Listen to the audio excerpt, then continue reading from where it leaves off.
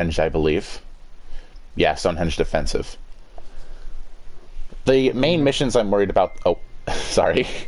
No, it's okay. Go ahead. Mine was it.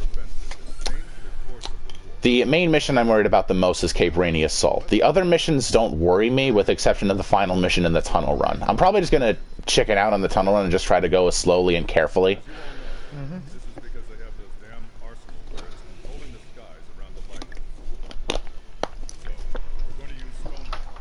Alright, I got all my government forms, I got my freaking vision history that I'm going to be taking for my physical tomorrow.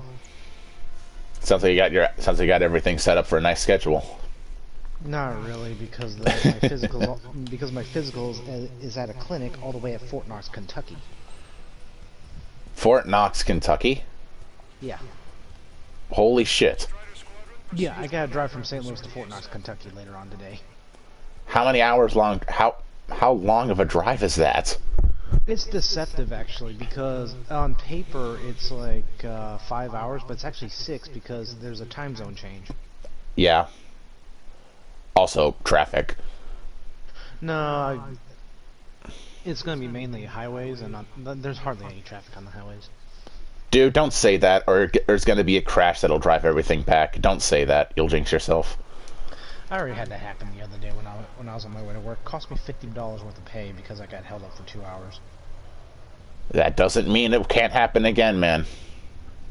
Well, this is different. You see, I'm leaving basically the night before, and even if there was an accident and they delayed me by 3-4 hours, my appointment's not till like 1:30 tomorrow. I mean, and let's see, even though it's all the way in Kentucky, I decided to make lemonade out of the lemons by, like, hey, I'm gonna go on a, it's gonna sound like a college movie, I'm going to probably the world's longest beer run, because while I'm there, pick up a couple cases of beer for these two people I know who like this beer called Yingling. There we go.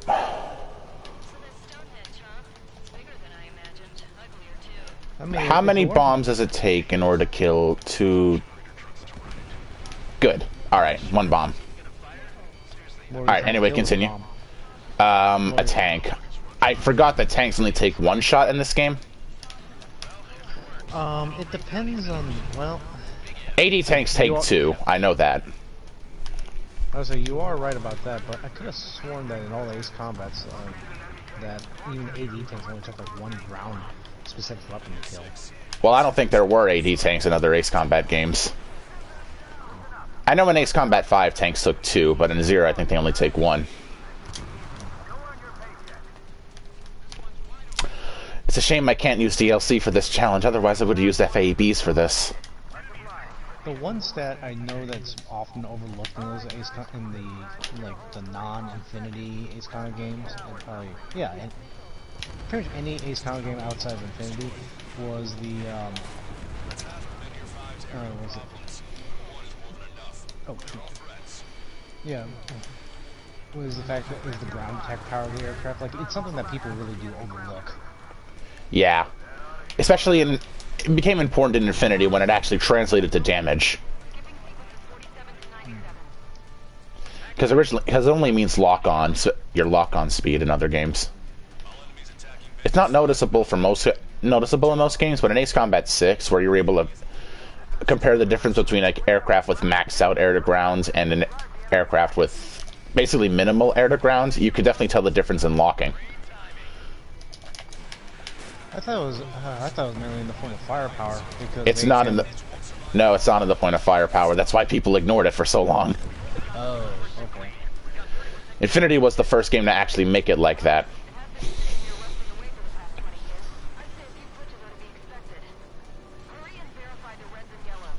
Okay, I'm pretty sure that is bullshit.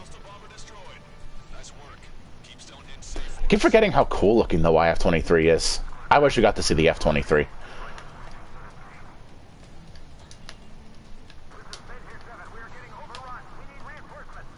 Are you, though?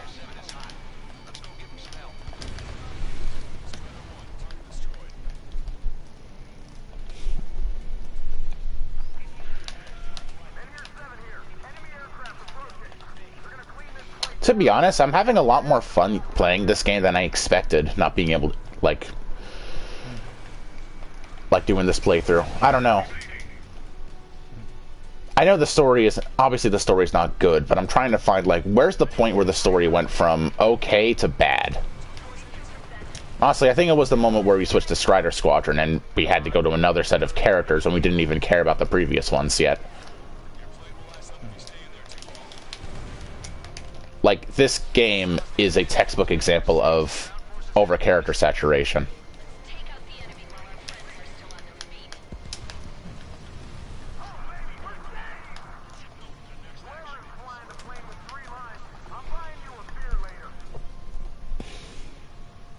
Man, the Wyatt-23 just looks so cool.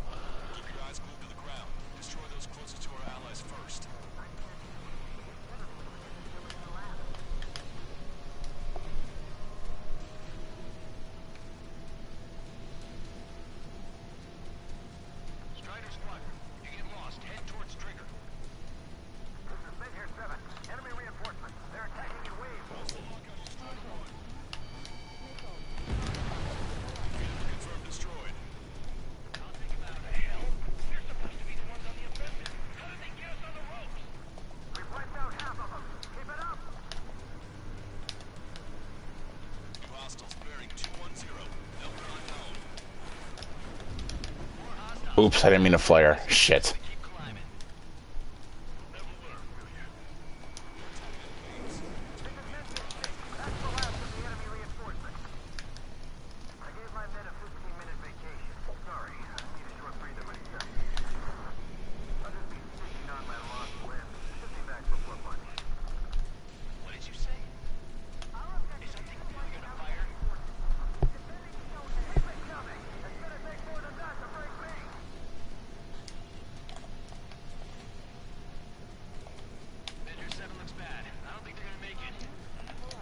That doesn't make any damn sense.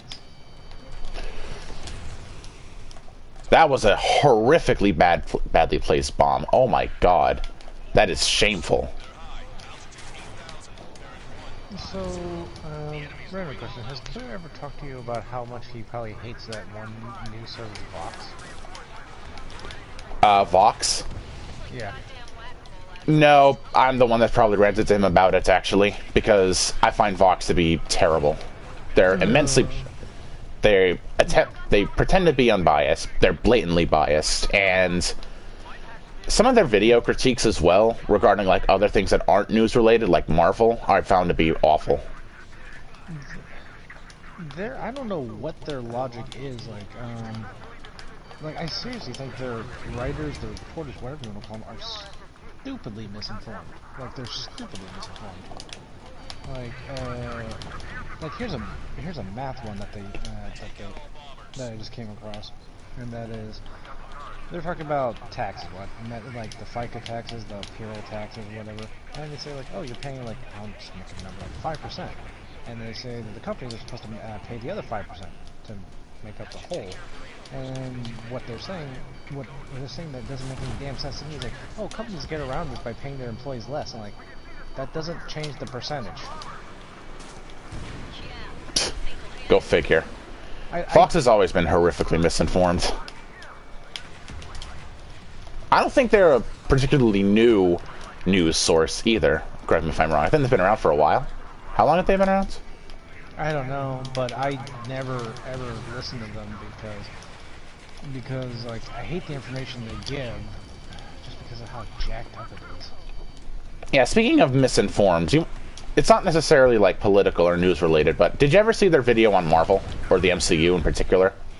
No, I didn't, but feel free to enlighten me on what it was about. I probably won't get around to watching it because I just don't like the news service that much.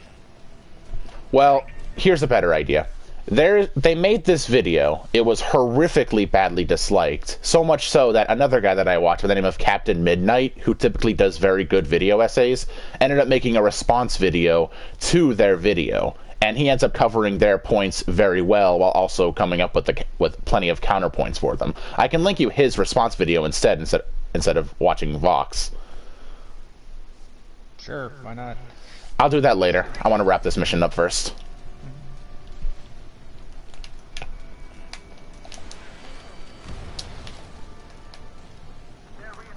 Alpha Juliet.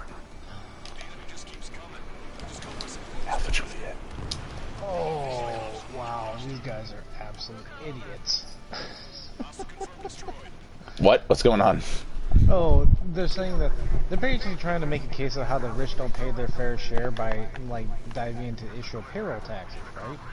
And they're not wrong, but they're also still very wrong, because the payroll taxes, if you look at the laws and how it's worded, is that you pay so much, you pay a fixed percentage up to like what?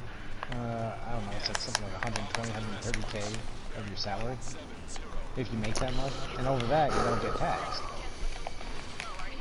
So the thing is that he's trying to say that the rich don't pay their fair share because, oh, they pay up to this amount and then everything else is scot-free, and like, and they show this graph, and the graph does make it look that way, but they're failing to state that, yeah, the reason why that's the case is because you've already taxed the rich. Ah, shit, I fired one. God damn it. Sorry, keep going. It's good. You've already taxed the rich 5 to 10% of whatever it is they make on that fixed amount. So, and because of their income levels or whatever, of course it's going to look like they don't pay their fair share because they make that much more money.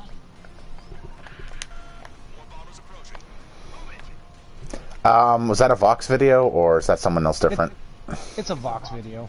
As expected.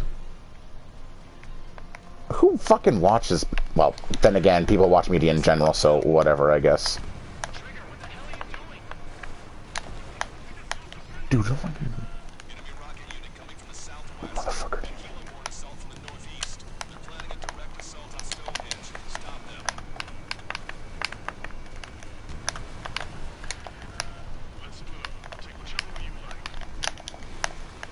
Shit, am I not gonna get it?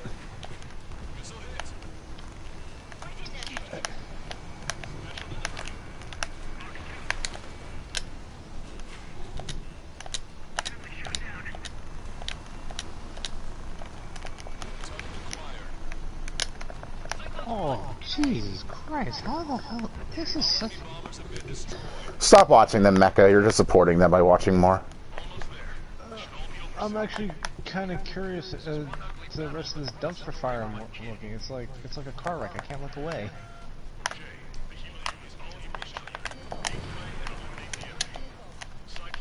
Ah, the area effect isn't big enough. Oh well.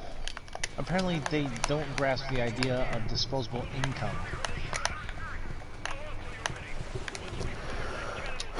I could write better stuff. I could write something better than these people, as long as I would have you. This is unbelievable. How do people who are... No, Vox. Shit, if I had you as an info source, I'm sure you and I could write something better than this. And this is what's considered mainstream media? Unbelievable.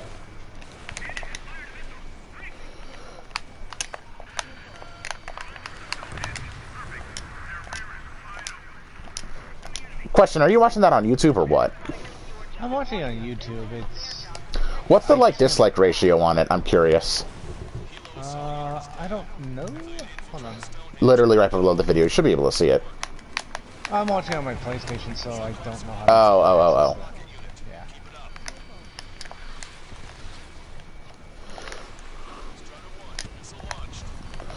Yeah. There's another, there's a tech journalist channel that I used to watch called Vertex.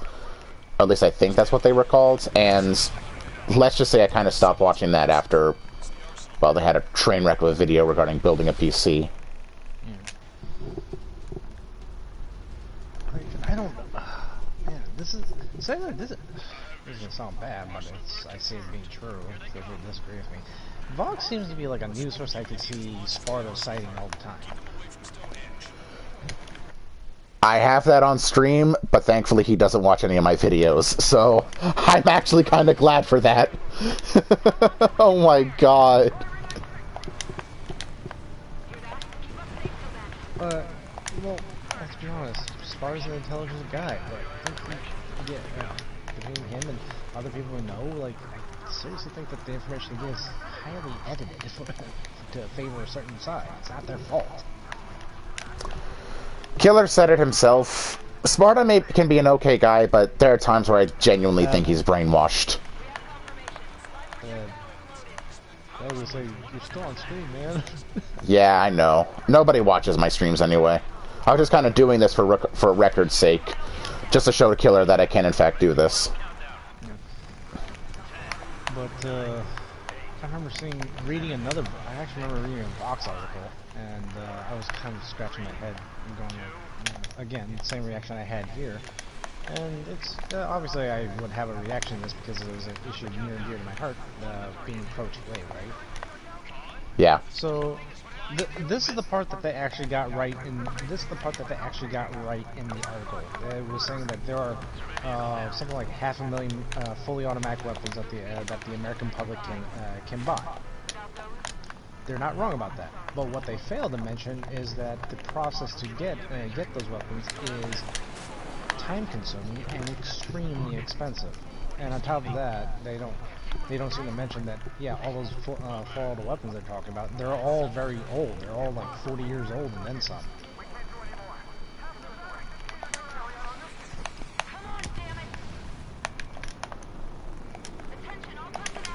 And here's a little fun fact I found out. It was surprisingly, you can actually, technically, you can own your own personal full auto weapon, brand new from the factory, right? But the reason why I say technically is because this will require a lot of money on your behalf in the form of like having your own gun shop and having those full auto weapons, which are technically under your ownership, except they're actually considered dealer samples for law enforcement. Yeah. What?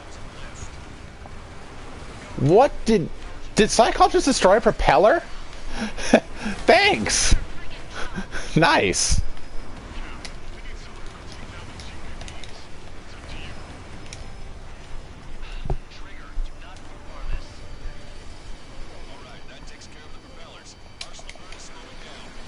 Ow.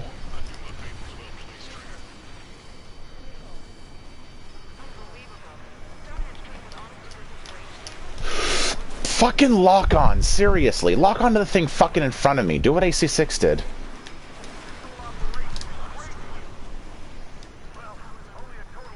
There's a video on how uranium is made? I thought that was just basically ore being smelted down into uranium. But you know what?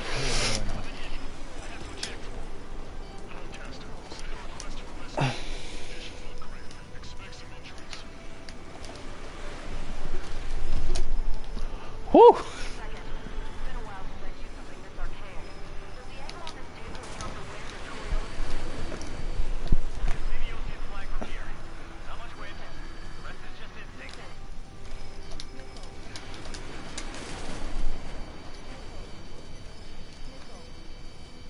Shit, I don't have fire extinguisher on this thing, I just realized.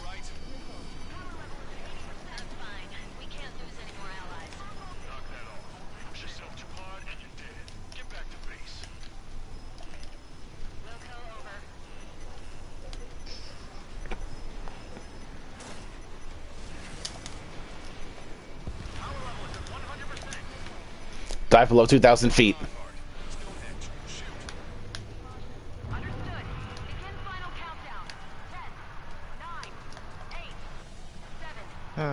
I find it kind of funny now.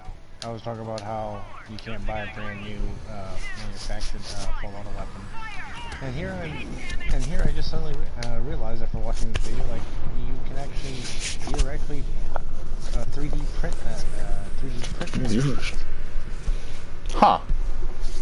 Well, it's very simple. Like up until what was it? I don't know when that Glock came about, when that was designed or invented.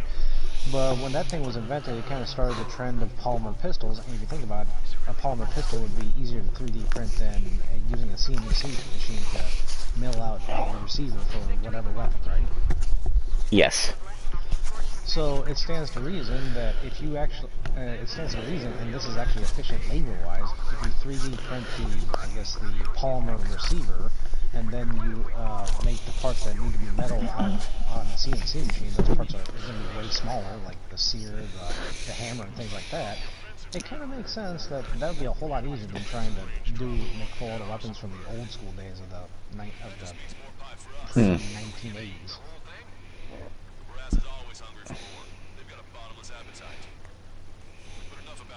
I mean, shoot. Technically, you could say the technology has made the NFA pointless. Pretty much.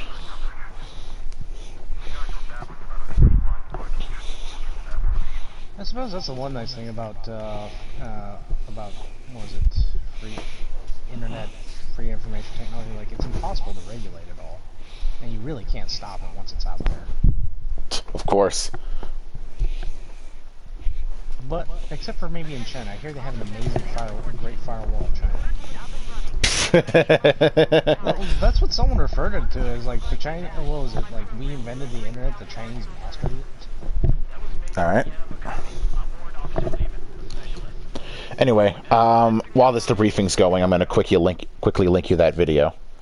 Okie dokie.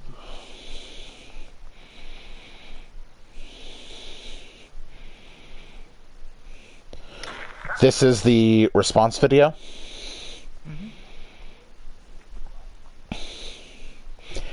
And if you really want to go so far as to watch the original video, I'm going to link that right now. Okay. I'll have to probably pull it up on my phone because I probably can't watch it on the freaking PlayStation message app, whatever.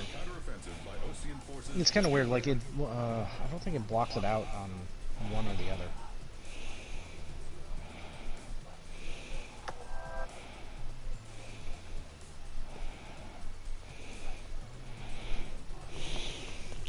I'm glad you mentioned the thing about. I'm glad you mentioned the thing about the live stream because, like, because that way I know how to keep my mouth shut about work, just because of those HIPAA laws.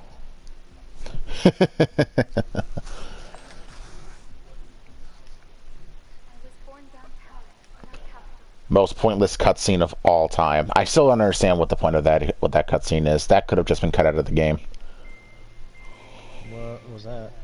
It's Rosa watching herself doing, talking, I guess. I'm not really sure. Guess meant to show some form of, like, doubts in what she's doing, which, I mean, that's an interpretation, but I can't exactly say, it's not exactly concrete enough.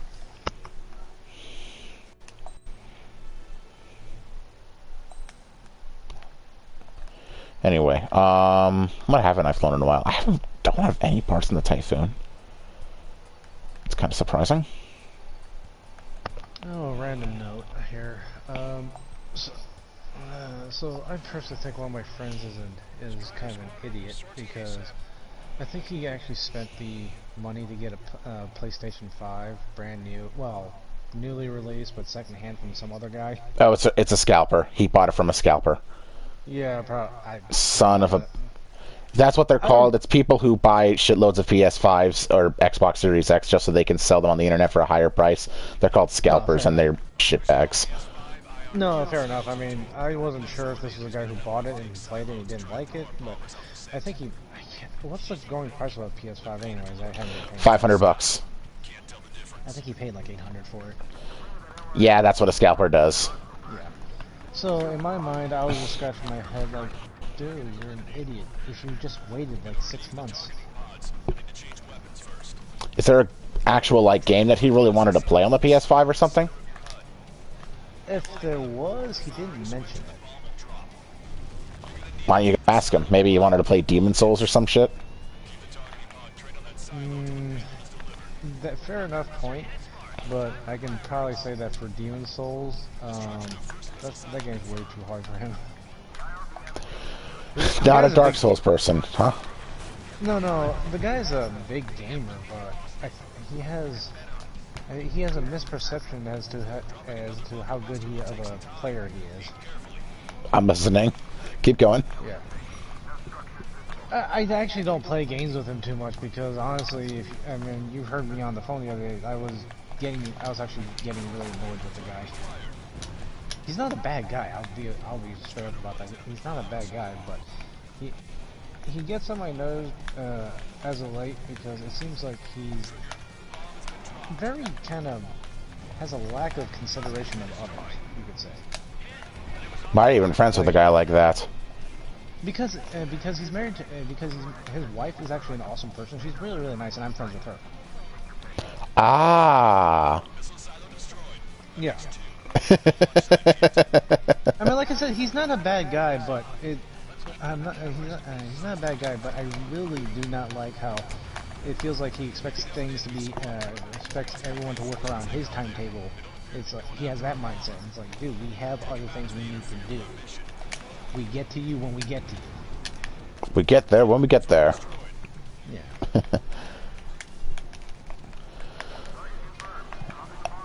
And hit.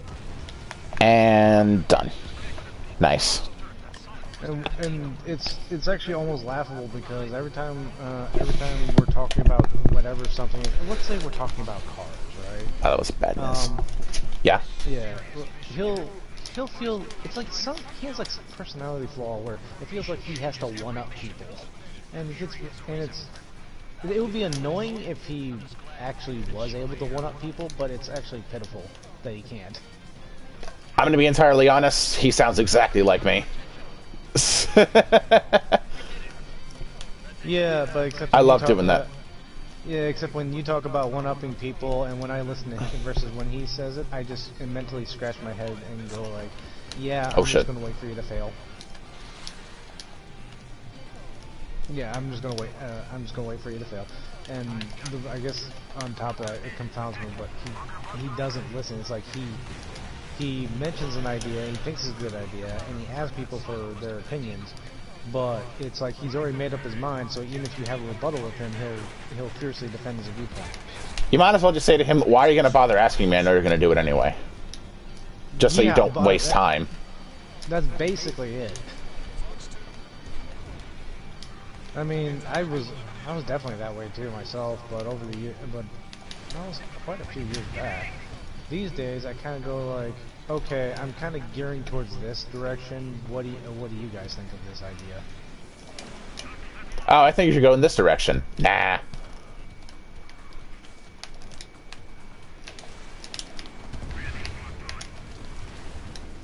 I mean, as of late, when I ask my friend for like advice on certain ideas, I actually openly tell him like I'm actually biased towards this option here for this following reasons. Just want to hear your counterpoints.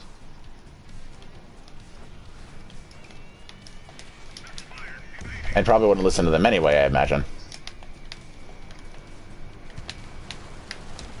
Alright, I think that's enough. Let's get this guy. If they actually responded more often, I probably would. But I guess you could say more or less I'm pretty much asking him like, do you think my idea is a good idea, and do you think I'm like, do you think it's a good idea and does it make sense to you? That sort of thing. And yeah. Sometimes they'll say yes, and other times they'll say no because of this. I'm like, oh, good point.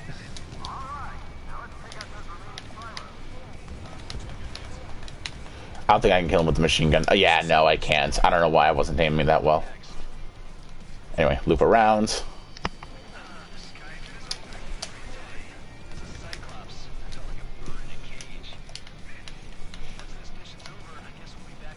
What would you say is the point that this game's story went from either good to bad, or when? Like, would you say there was a point where the story went from good to bad, or something like that? Of Ace Combat 7, of course. I think it was doomed to fail from the beginning because one thing, the directing, it was, for lack of a better phrase, it felt like it was done by a guy who was trying too hard. That's Ace Combat 6. No. Well, trying too hard in the sense of like he's trying to be edgy with this very non-typical Ace Combat characters. I mean, you got the rebel of a mechanic who doesn't really do anything. You got the princess who's trying. Go ahead. Here's the funny bit that I actually want to point out before you go into characters. The guy who wrote Ace Combat 7 is the same guy who wrote Ace Combat 6 and Ace Combat 4. Really? Yeah. The guy who wrote Ace Combat 4, the guy who wrote Yellow 13, a character who was able to carry an entire game storyline on his back, wrote Ace Combat 7. Well, I did notice this, that it was a completely different director, if I'm right, between Ace Combat 4 and Ace Combat 7. Different director, same writer. I would have to get the theory that the director probably exerted more influence than he should have. Like Kono? Yeah, that's what happened with Ace Combat 5. Yeah. Like, that would make sense to me. There we go. Because Alright, let's go. Because the director that worked on 7, he had worked on other Ace Combat titles, but he was like, it seemed like either had a secondary role, or was like, secondary or support role to the project.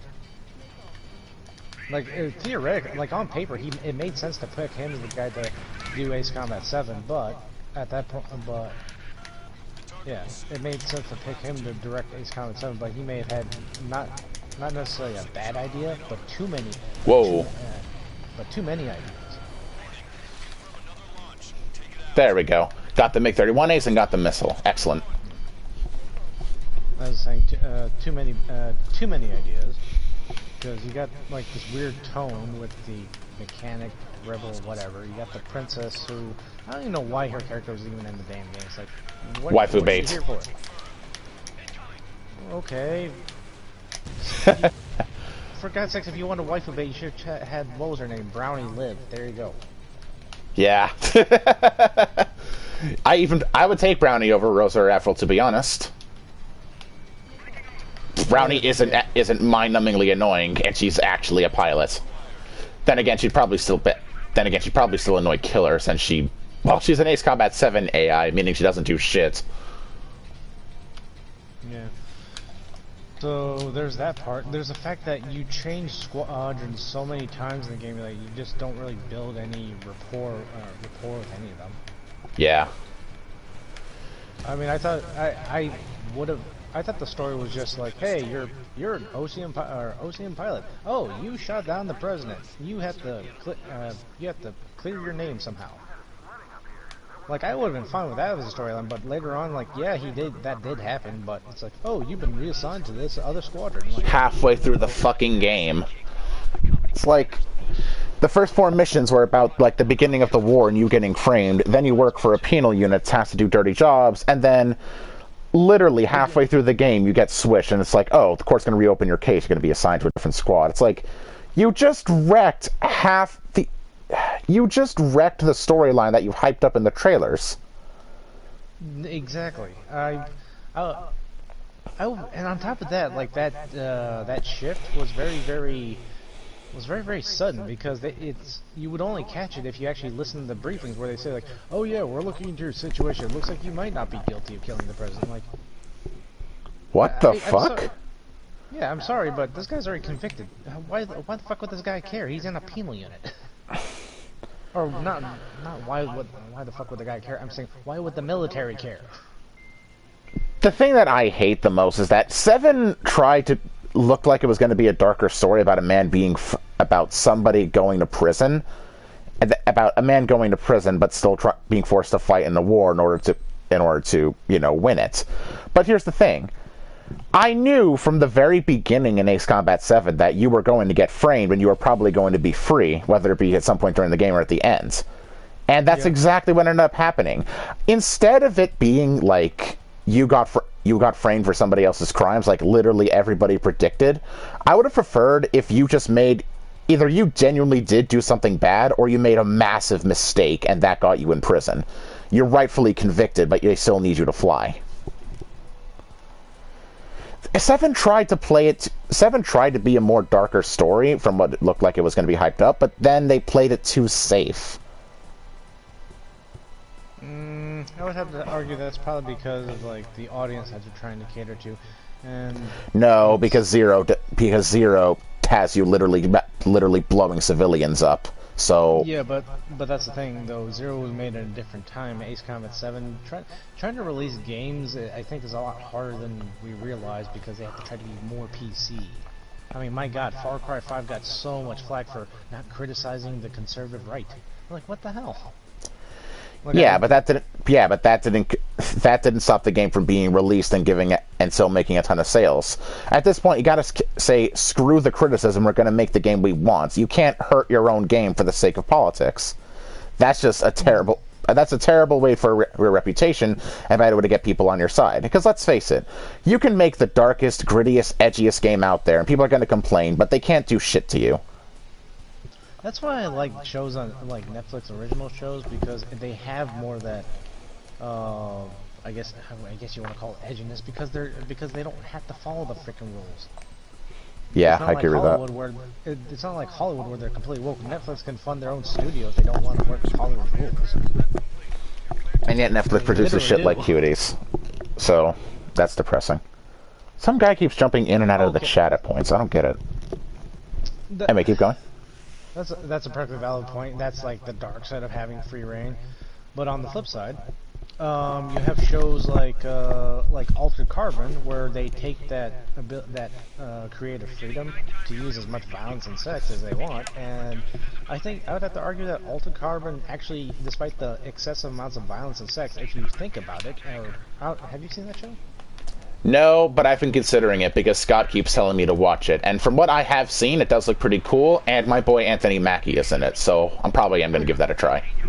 So whenever you get around to watching a show, think of how they artistically use the violence and sex in there, because they're pretty much using both those topics to illustrate like the lack of the decay of morality in this universe, because death is no longer really a consequence. Yeah. Anyway, sorry, keep going. Yeah, so that when I looked at the show in that way, like despite all the debauchery in there and all the violence, it actually made sense on some level. Like, it didn't feel like it was just there for like pointless entertainment. It felt like it was trying to make a point while entertaining you. Yeah. Plus, if you watch I haven't gotten around to the second season, but I can say for the first season, the amount of coordination and focus or whatever that director of that first season had for making that story arc, it's amazing, because it's so much information to manage, but he does it in a way where, like, oh my god, it's a lot to take in, but I'm not getting overwhelmed, and it all ties together. It's exposition done right. Yeah. Is pretty much the best way to say it. Which, that may very well be probably the biggest weakness of my writing, is the fact that I can't do exposition for my life. And I can't weave it into the missions, because Killer's doing the missions. And I need to do an explanation with him, like, really soon regarding another mission, and just hope that he does it right. Exposition is really hard to do, because the fun part, at least for me when making a world, is that you make up this giant fictitious reality that you just absolutely want to like dive more into, like making this specific, that specific. I like creating things. You have the information for your story, and you love coming up with the information, but how do you give that information to the audience? Exactly, because you can overwhelm them. Like, I'll give you two examples. Like, we'll go with I'm just gonna go with Final Fantasy VII for reference. So if you think about it, their exposition was very, very appropriately paced, but even by the time you got done with the game, you're like, yeah, you knew the story, you knew the setting, but you only knew like a fraction of the world building that went on there, right? Yeah. Whereas if you go to another game like the Xenosaga, not Xenogears, but Xenosaga, yeah, that was where a guy fell in love with his own world so much that he constantly did exposition after exposition after exposition.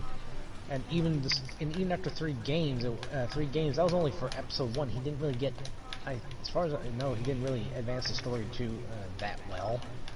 So because he had all these, he basically gave you information overload. Where like, I don't know what to make of this. This is just way too much stuff. What the hell am I supposed to do? At least that was what happened to me. All right, is that it? I think that's it. All right, good. All right, now I can begin. That's the one part I was worried about.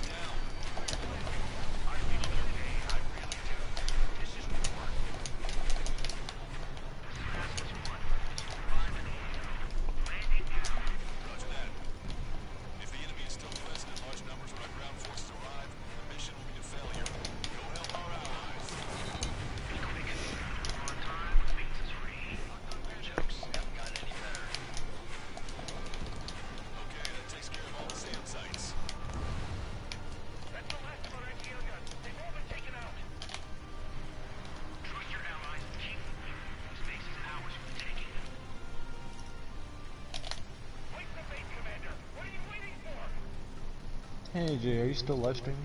I am still streaming. You can go ahead and speak, though. No, it was a question I was gonna ask about like which state you lived in, but I assumed that you didn't want to share that Massachusetts. information. Okay. I'm rather open about it because, let's face it, it's... I'm not giving my exact location by doing so.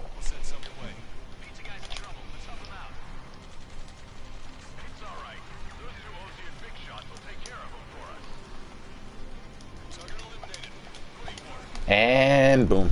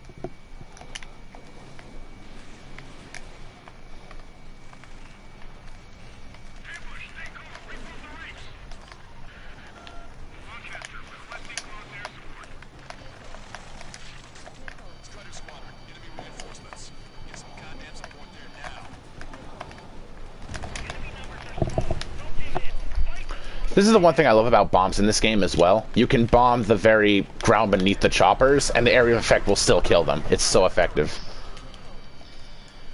Oh shit. Oh, that reminds me of my Affinity days when I would be on Naval Team Deathmatch, and I'd be just carpet bombing the enemy fleet, and I would get kills on other players by accident. Oh yeah, I remember that.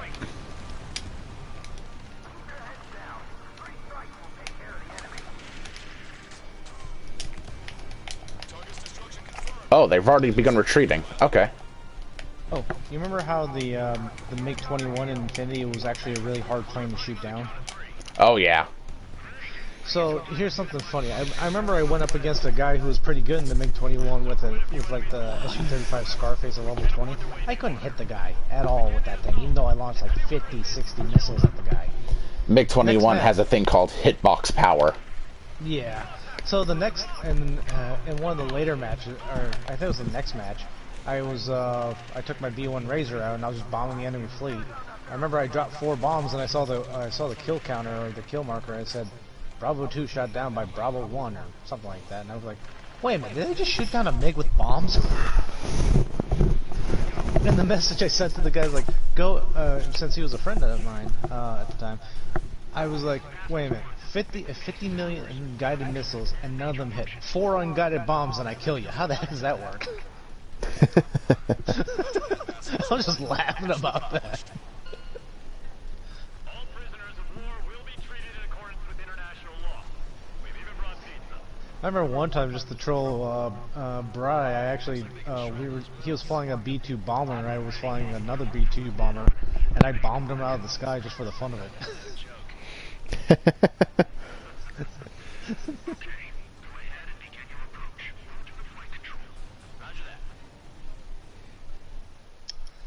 Man, could you imagine what would happen in the game if they had like, I don't know, like a B-1 experimental that had like, I don't know, rapid fire LAAMs?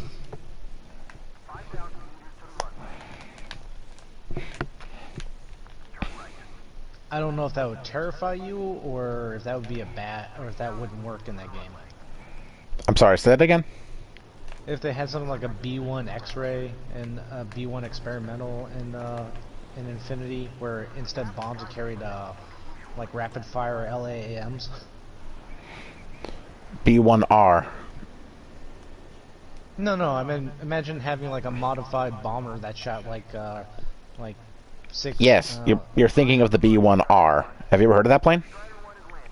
I thought it was just a concept idea. I didn't know that they were actually designing it. They've already, well, yeah, it's a concept plane, and they already designed it. It's literally a B-1 that carries multiple air-to-air missiles at long range. That's what you just described is literally the B-1R.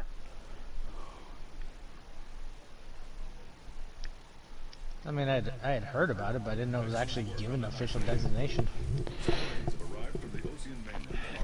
I'd be surprised. The government has a designation for everything. Platform for our mission to take Farbanti. We're almost at the end of this operation.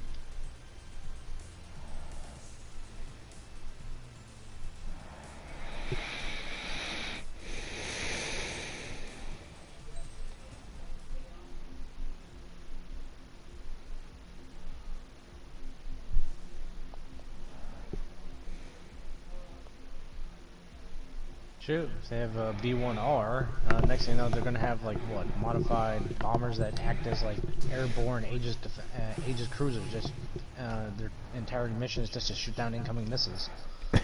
Maybe. All right. So that mission's out of the way. I'm only really concerned about mission 20 and maybe a little bit of mission 19. Outside of that, I am pretty much clear.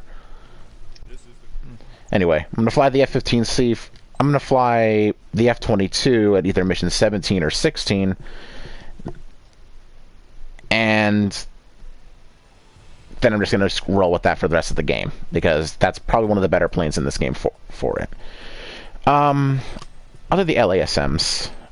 Actually, no, I want EML for the Mihai fight. Switch it up to the Sukhoi 33.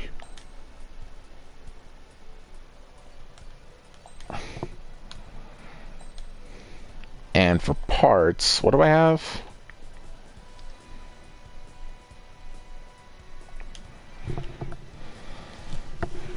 Seems about what I want.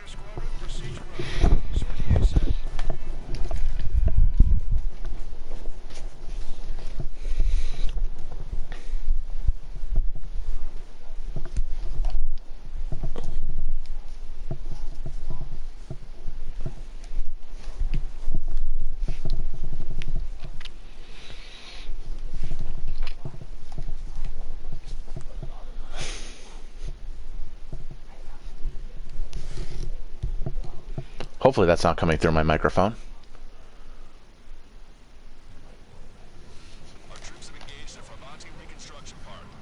You're hoping what doesn't come through your microphone?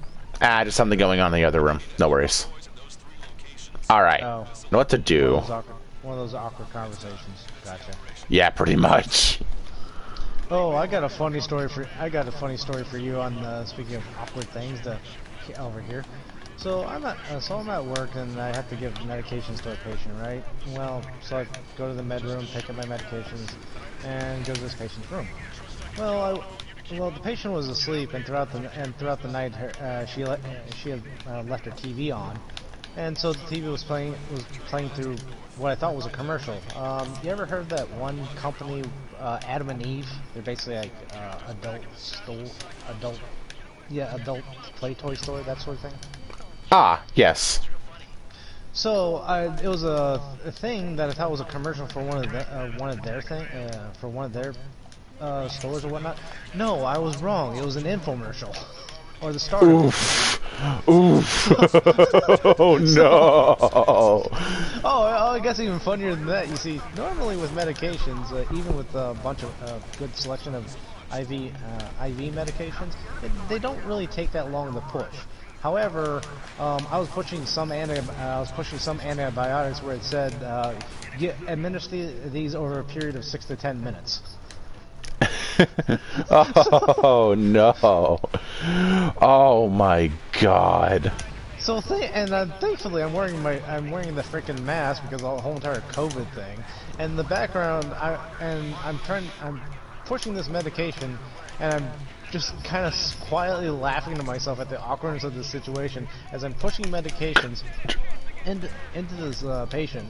And in the background, I hear the infomercial talking about various types of play toys such as the rabbit, because it apparently has 2 prongs. Oh like a my God! And the thing called the thruster. And I'm like, oh no!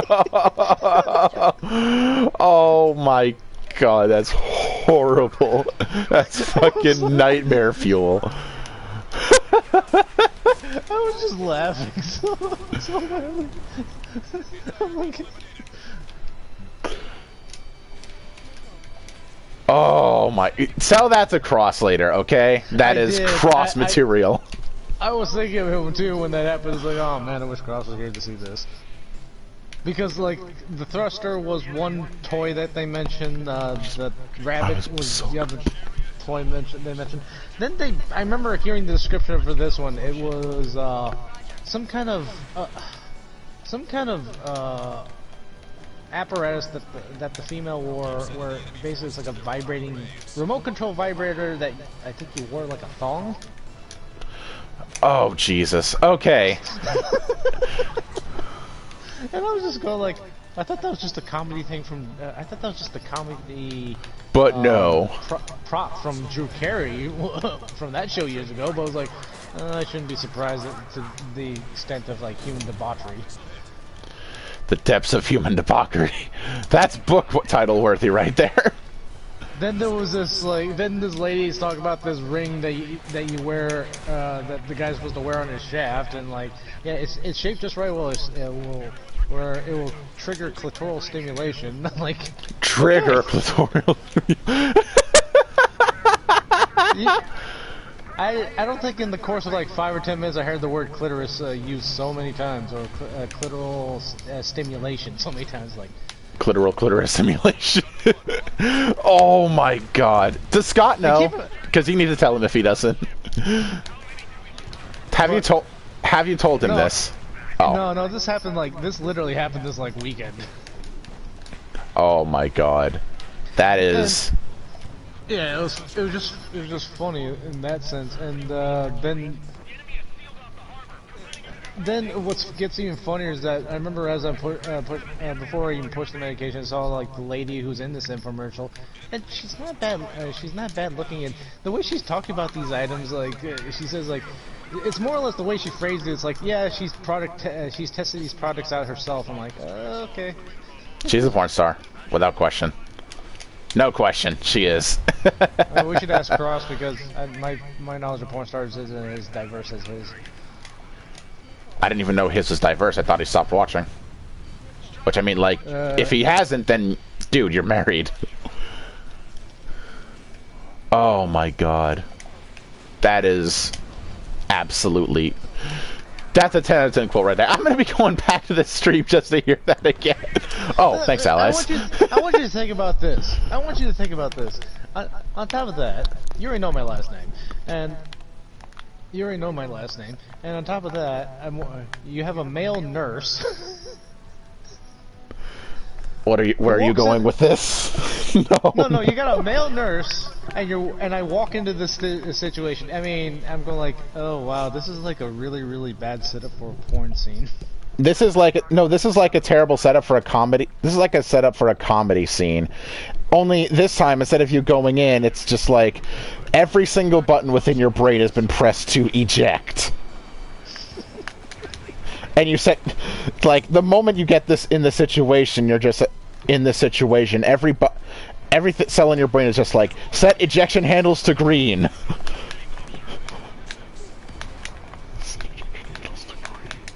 I don't know. I don't think I want to grab onto those ejection handles.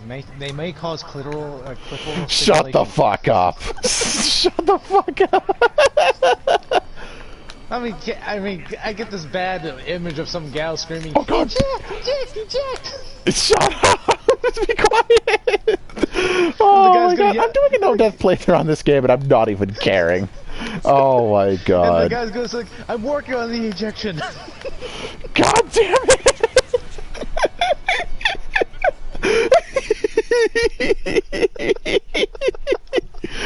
Oh my God. Okay, chill out, me, chill out. Oh my Lord. Oh yeah, just think about that conversation with the dialogue from Top Gun. Like, he's all over. No. You will not do that to one of my favorite movies. Don't you dare do that, you bastard.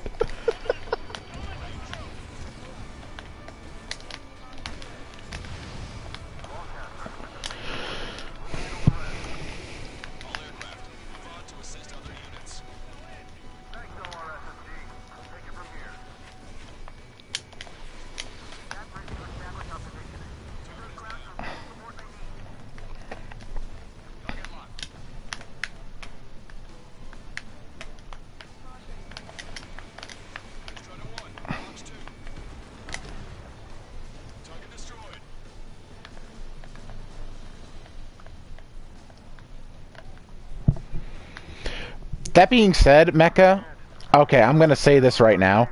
That would not be the worst setup to a porn scene I think I've ever heard.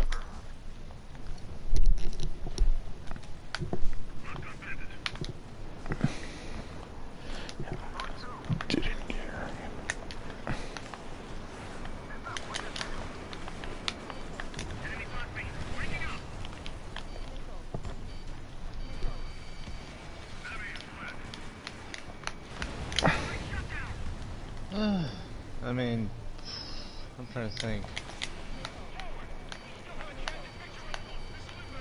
Using one of my dark jokes as a setup for a porn scene is a much worse way to go. No, I'm pretty sure there are actually worse. Okay. Do you know the bathtub meme? 3 men in a tub, that one? No. You know what? I'm just gonna send you that once the stream is over. I'll wait till then. Oh my god, where the hell did this conversation go to? Actually, no, never mind. No, I already know the answer to it. What am I saying? No, it was innocent enough. It started off with a funny story.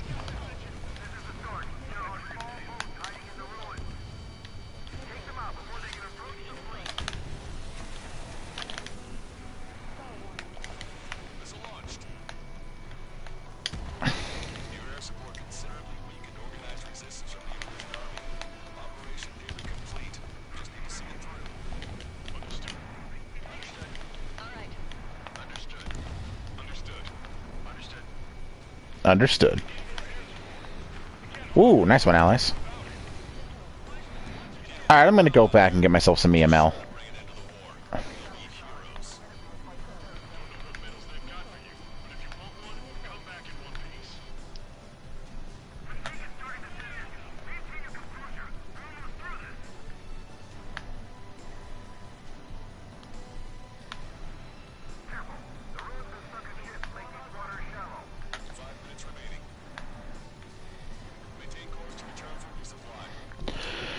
Funny thing is, not only have I not died this entire playthrough, I don't think my health ever went into critical. Like, I was always moderate, like, it's either low to moderate damage. Which I guess makes sense, given that this game is really not... Watch, I'm gonna die on mission 20. I'm gonna get screwed like Killer does.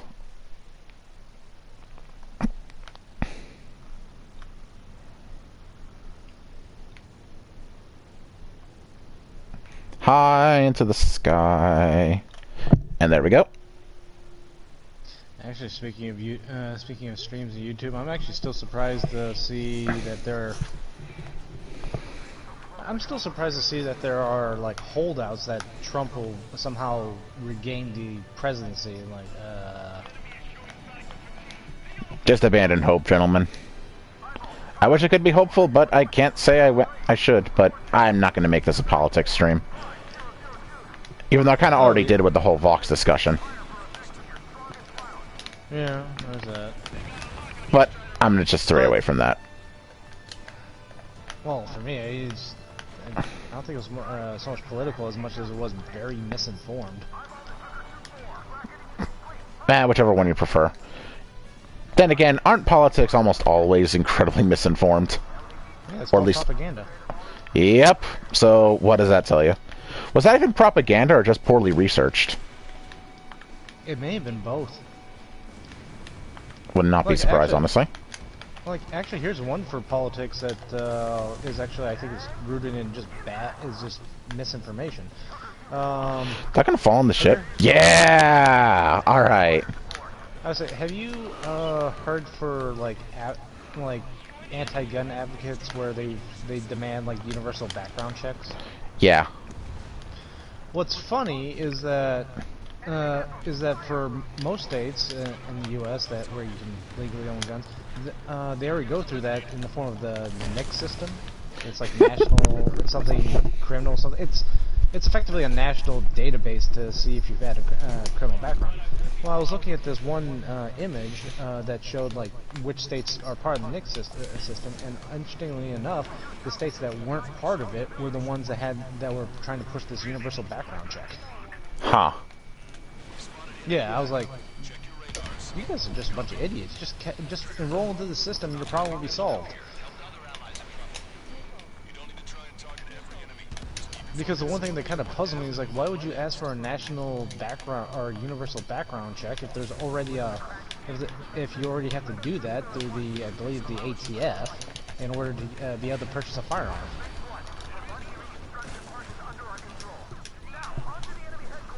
So more or less, like they're advocating for this background check because they just don't have one in their state. And like, yeah, just stop wasting money, just enroll into the system.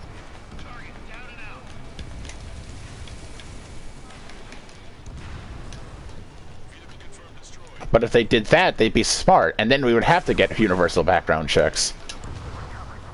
It wouldn't even really be universal background checks. It's just literally just you have to go through NICS. That's it. Oh well.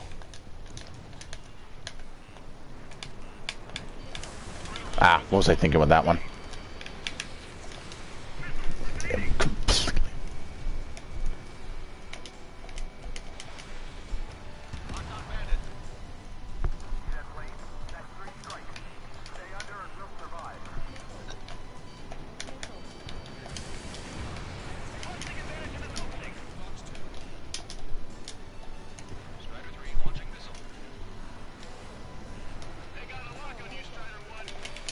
I want to save my shots for shots on Soul later.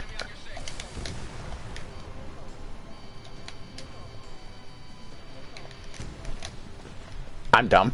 That's the first time I went into critical. I think.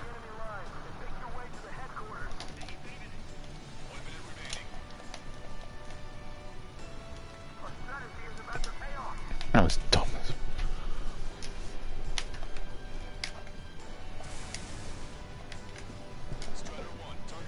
Well, I only got one of the aces. Oh well.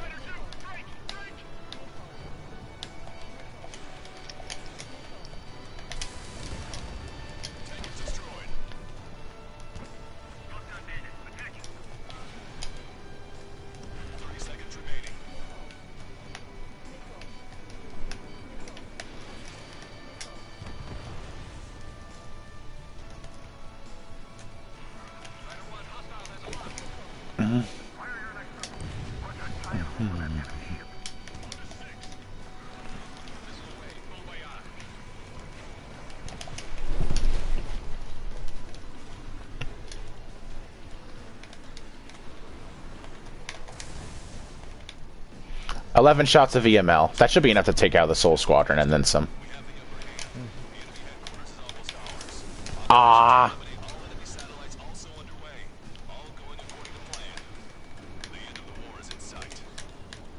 Fine.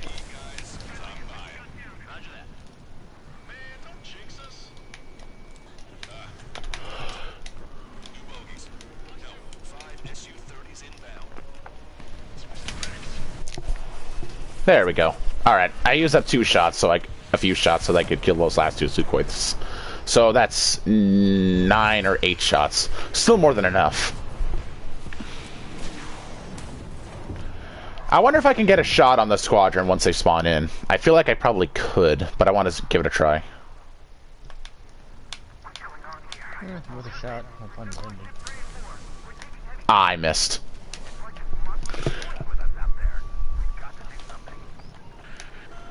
Alright.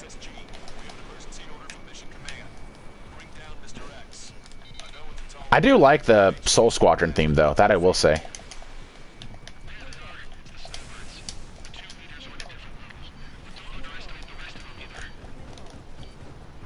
Proved to be fun. I mean, they say the enemy has fighters in their midst.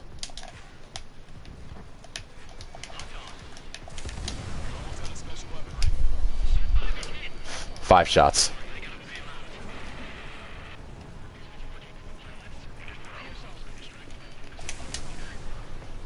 4 shots.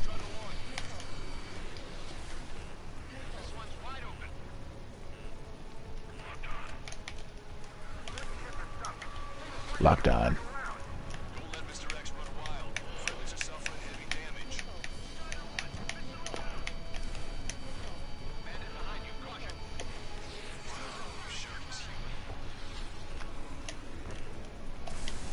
Son of a bitch. Who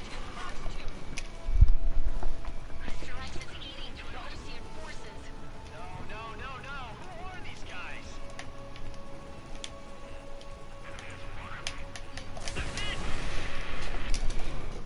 Not sure what he was doing there.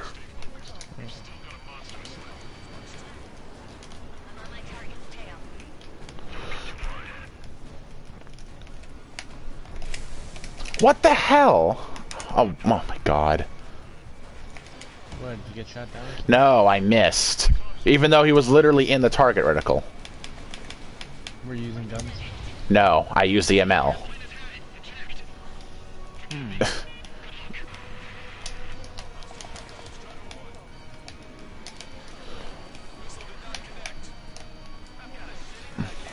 There we go.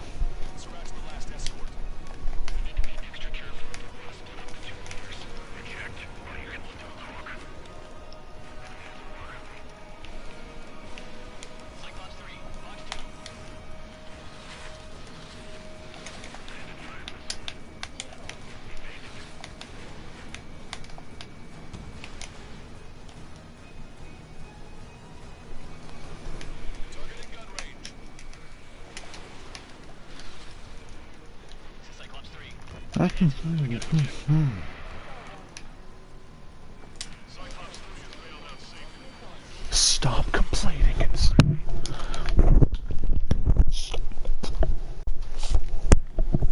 Why? Don't tell me to die on fucking right now. Don't tell me you're just gonna die on fucking.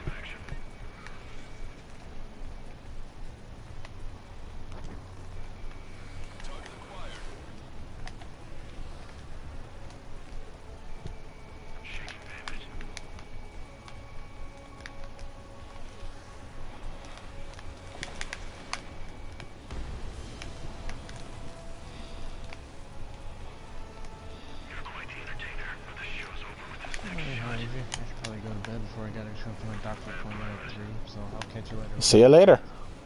Alright, talk to you later.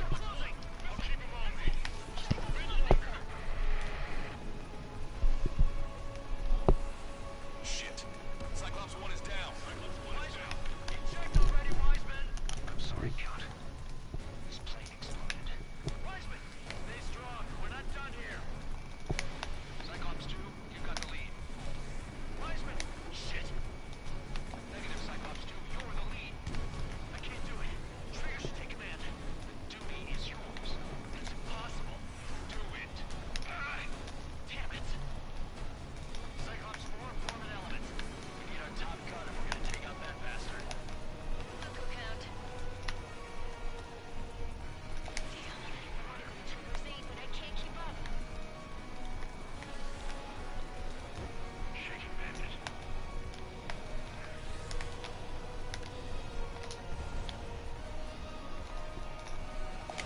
Strider 1, Fox 2.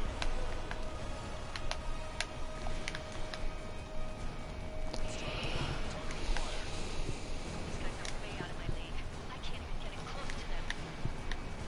Missile hit. Damn. Then go finish the job. Get Mr. X, Trigger. Alright, no points. I've already finished up. You can do it. In fact, you're the only one who can.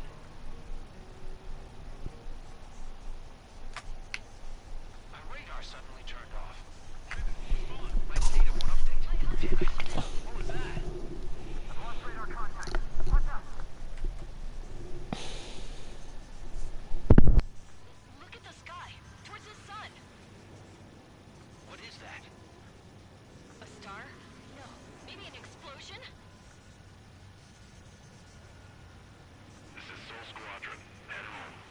safe to stick around here if we lose our base.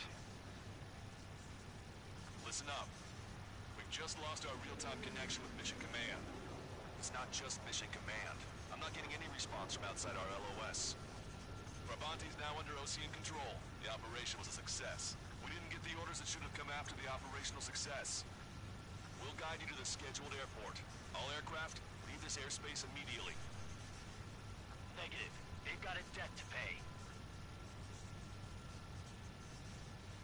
Count, we all feel the same way. Shit. So Wiseman died for nothing.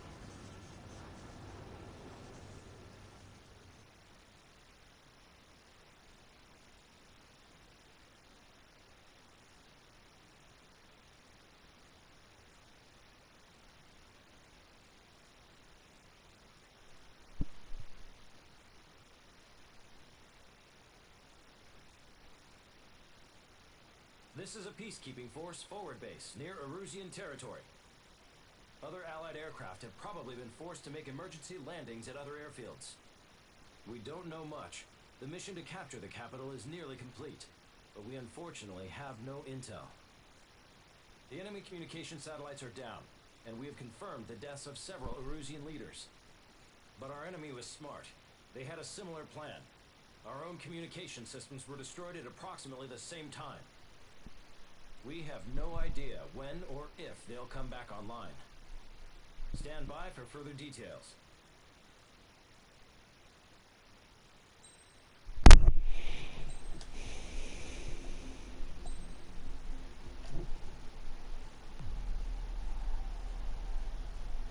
As far as the chaos we find ourselves in these days, it's difficult to say which side pulled the trigger first.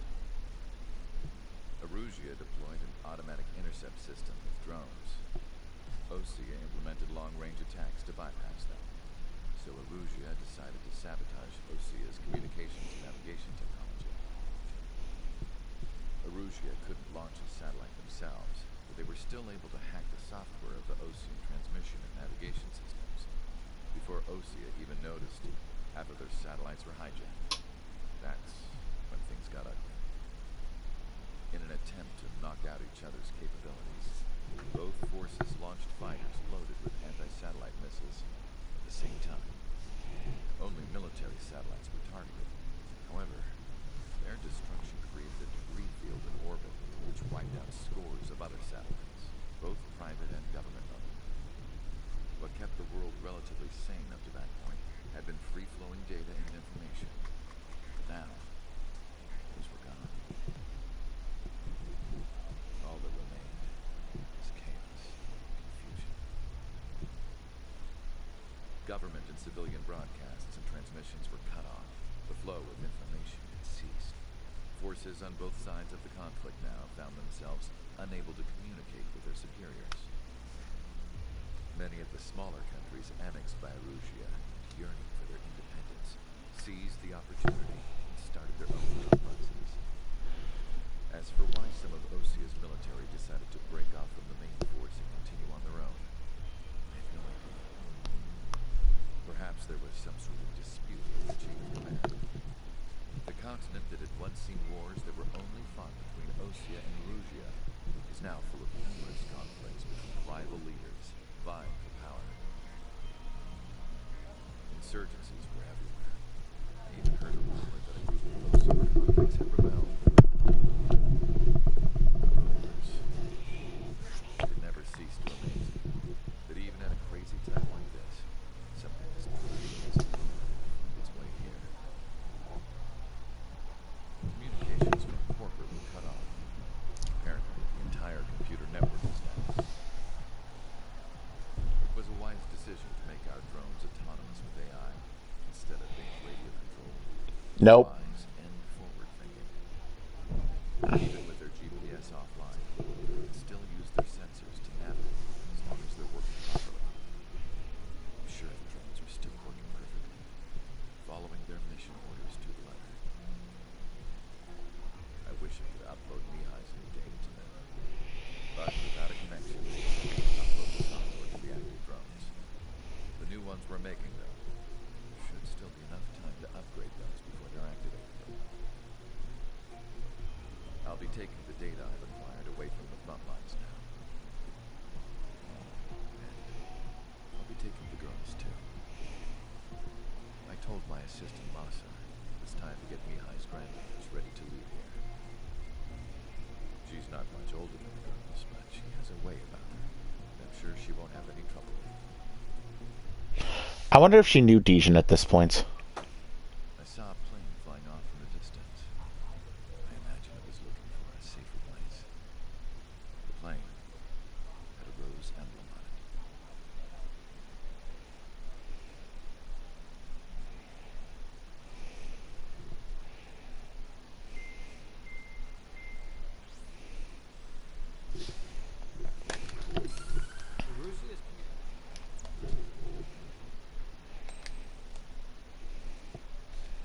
This is going to be the last mission I do before I fly the F-22. So I'm going to fly some 4 AGMs. Probably the Sukhoi 30M2. And outside of that, I'm going to be flying the F-22 from here on out. Let's hope this works. Strider Squadron, you're cleared to taxi.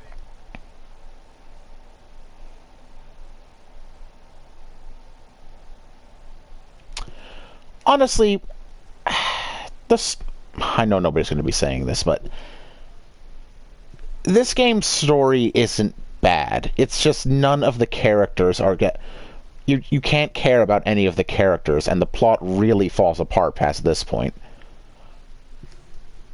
It tries to just do way too much at once. This is Captain Carl of the Osean Army. Are you here for the escort? You're not the squadron I was... Dare I say, this is a better story than, like, Armored Core 4 or some shit, but... even then, it's still not all that great. Captain Carl. And that game was meant to be just be an introductory to 4. Pilot we've heard about must be here too. Okay, I hope you're right. Lancaster, are all of these really unknowns? It's a state of civil war. The Erusian army is fighting. There's no guarantee the Oseans will keep the confusion. Will Imps process the unknowns, conquer camps to identify friend or foe? The process will be faster if you get a close-up, well-centered image. Meanwhile, just run if they shoot us, right? A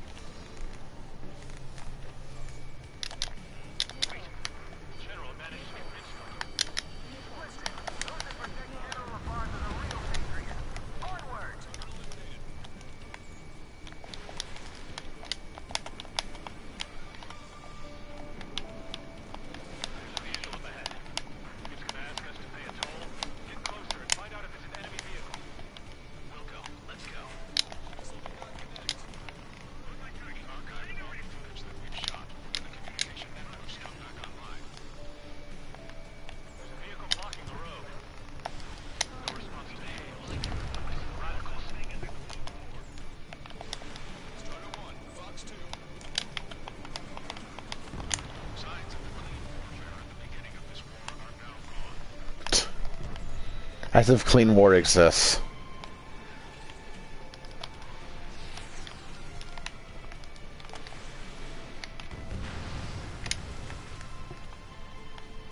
Nice work. That takes care of that one. We're heading for the highway. Thanks to you, you got out of paying that toll. This is AWACS Marcus. Those who can hear us are our allies.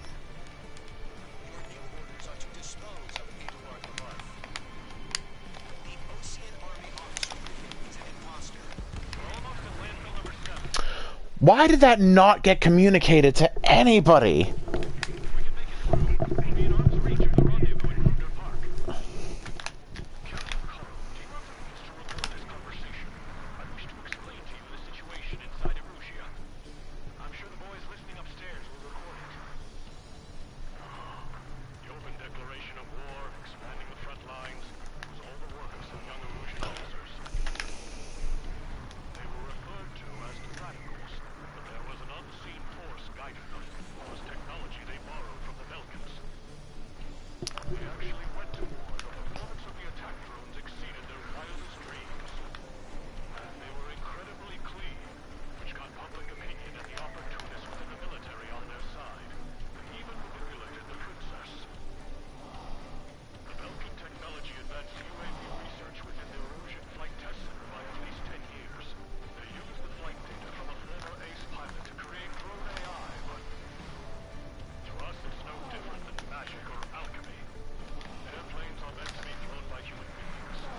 Those of you listening in, am I wrong? We're heading towards Grunder Park. Rendezvous point is the helipad on this man-made island. We'll ditch the car and take the helicopter from there.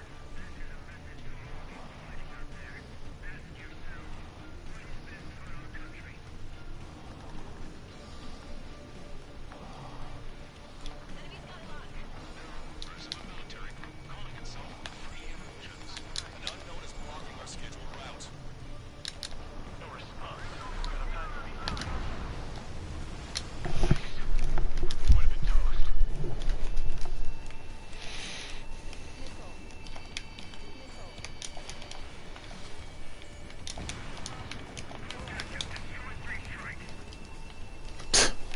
You can't do that, man. Might as well just give up right there. Captain Carl, we have a new rendezvous point. New coordinates are as follows. 263 Tango 4, 19 Delta Lima. Rescue team says hostiles are making the area too dangerous. Well, yeah, don't they know nowhere is safe?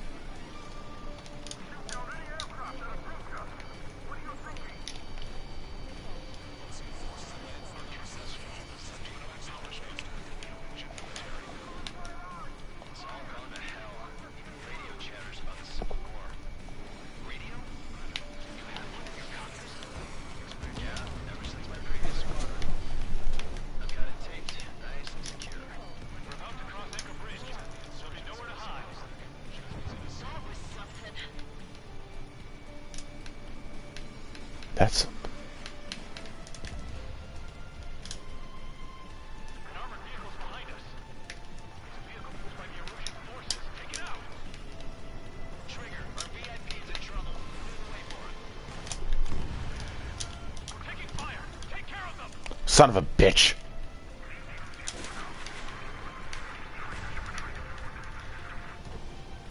I didn't think we were gonna make it, but you saved us. Thanks.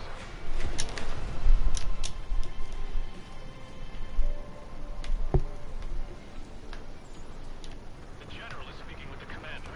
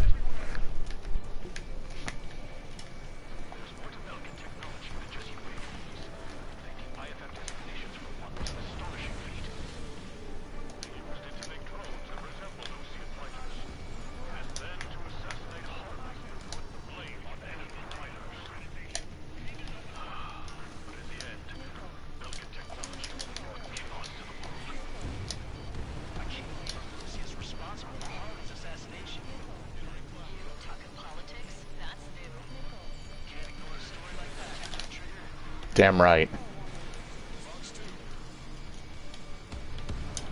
Nice.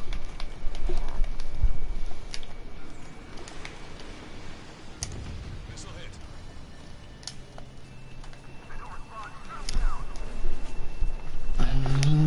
Hostile armored forces outside of the zone. I'm thinking that we should go say hi before they ruin the general's day.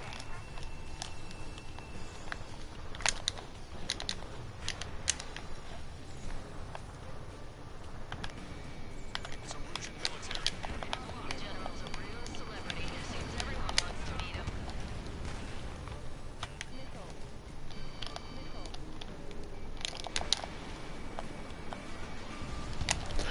Why didn't they just go into the tunnel? They're so fucking incompetent. Just go into the tunnel, you're safe from 3 strikes, and you can just pound Labarth as much as you want.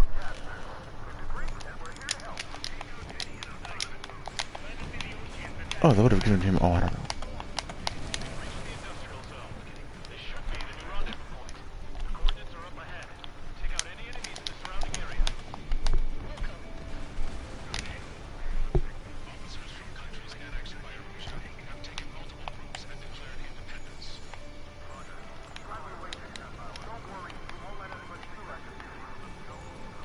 Almost at the rendezvous. Clear the others. Understood.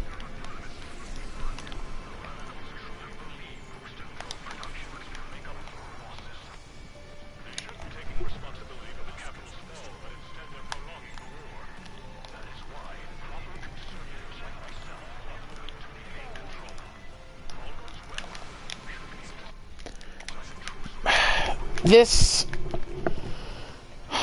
This right here, this is why Newcom had to be set up. Erusia is in such a shit-tier state at this point that they really could not maintain their government.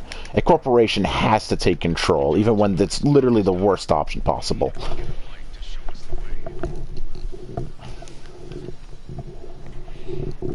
Okay,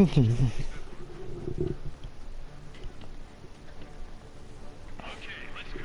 We're getting out of here. I've had just about enough of this place. I'd like to offer my thanks to the LRSSG. This should finally bring about a true end to the war. Understood. Good luck. Multiple unidentified aircraft approaching. This plane is carrying civilians.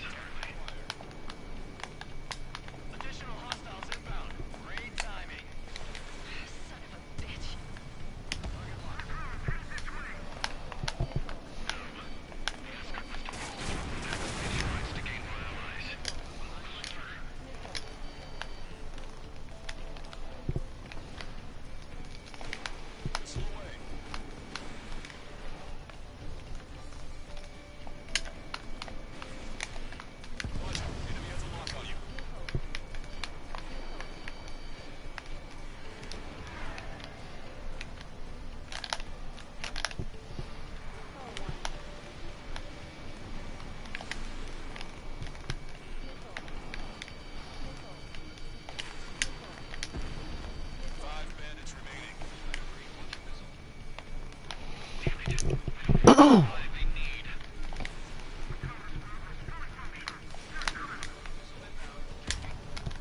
bandits left. Three bandits to go.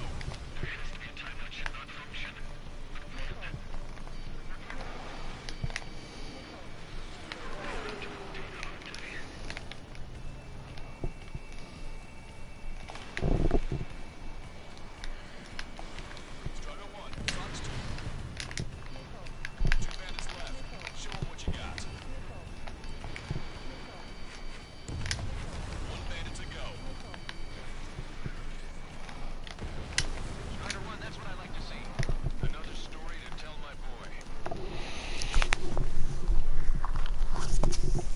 Understood. All hostiles have been eliminated. Nice. General's helicopters flying safely outside Anchorhead Bay. All aircraft, RTB, mission complete. All hostiles, huh?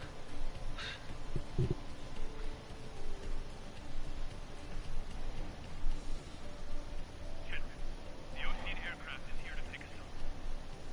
The approaching Ocean aircraft. Ocean's army? Elaborate. They stole our sealed orders. It should be a piece of cake. Were you sent by the general staff? No, I put it in. No, I can't.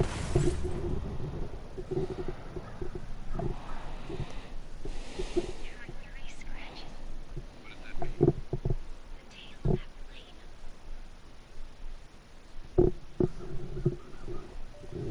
Broadcaster, are all of these really unknown?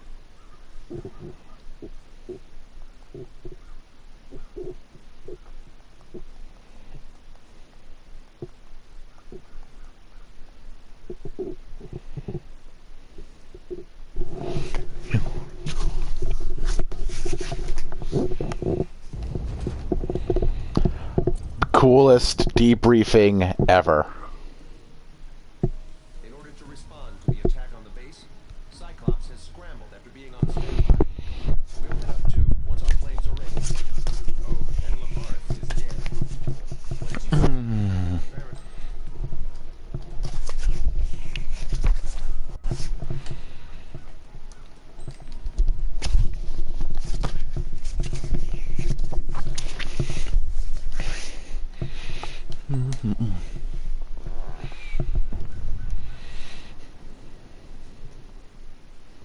Nah.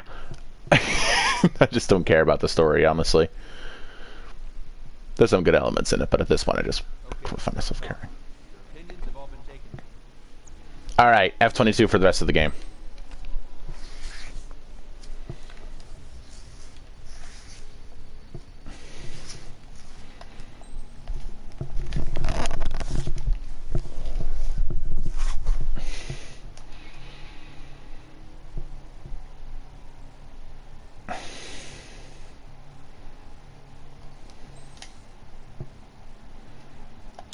And yes, I am going to be flying the Mobius skin, because why the fuck not?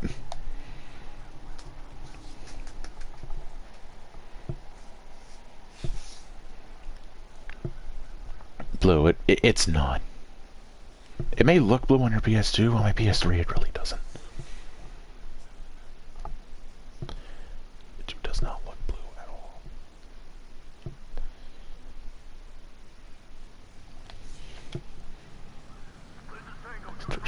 Because obviously.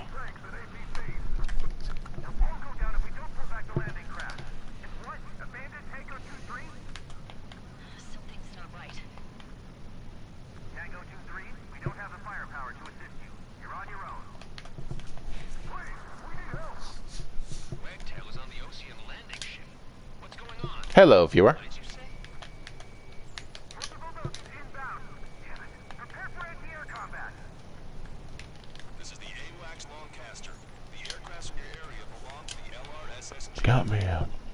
Allied aircraft. A retreating vehicle is taking fire. Requesting assistance. Oh shit. Roger. Oh, that didn't hit. Thank God. Complete. Unknown successfully identified. Yeah, Operatives on Tyler Island.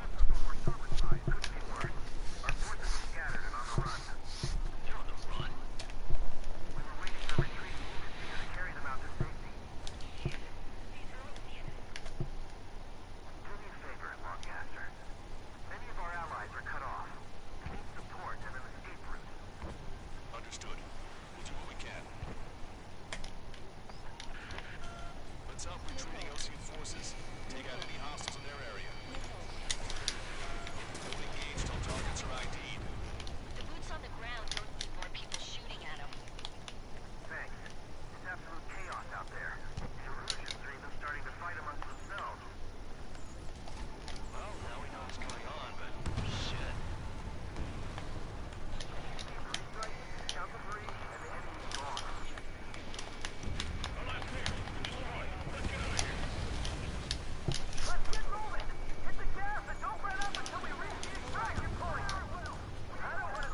was as expect.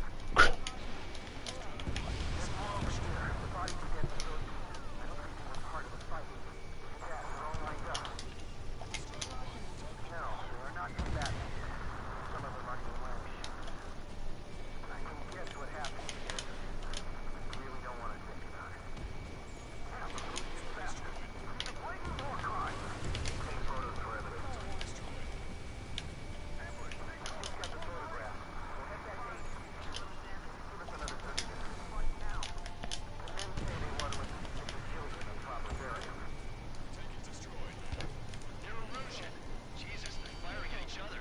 Is this the norm around here? It's all crazy people.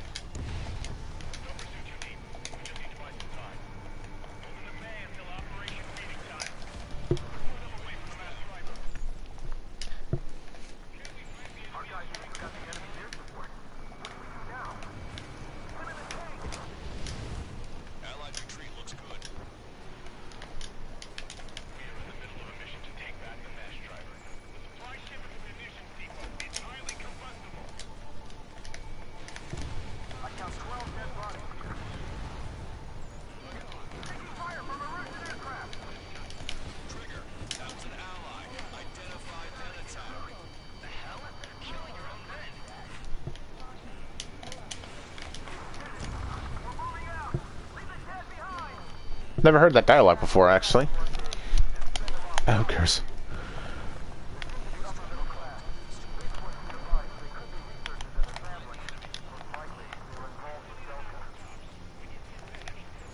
Getting the landing craft!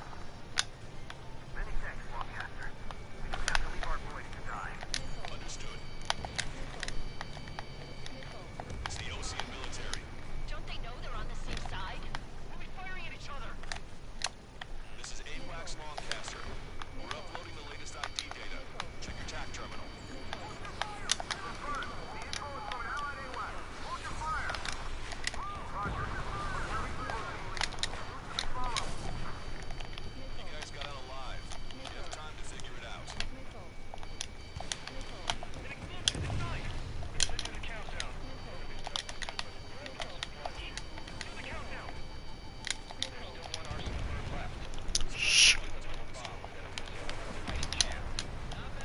Cameras to track the supply ship. Don't fight with your backs to the supply ship. If you say we're not far. Think that is miss. Locked on. Missile away. Get up your legs and crawl. You can surrender when you lose your hand. Okay, commanders down!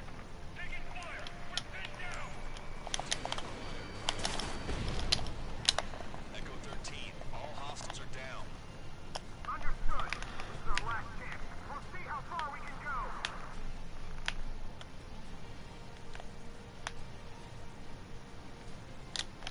Behind the enemy. Can you hear us? We're taking fire from multiple enemy tanks. Support line.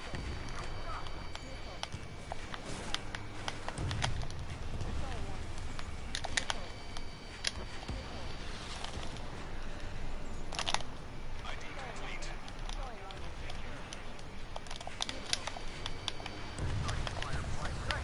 But before we make it in time.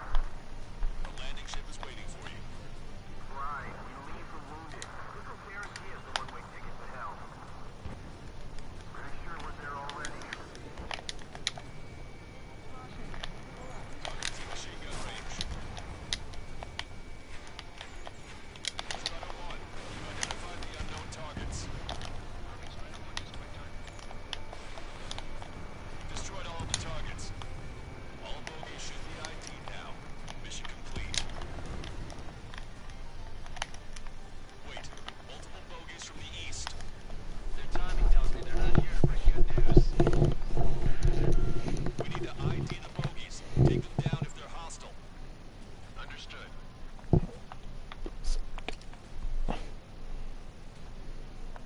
Cyclops 3, stop fluttering about and stay glued to my ass.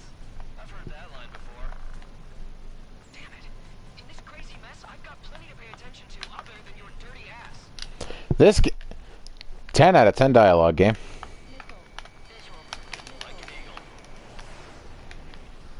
Visual like an eagle. That I actually do like. Some that context shit.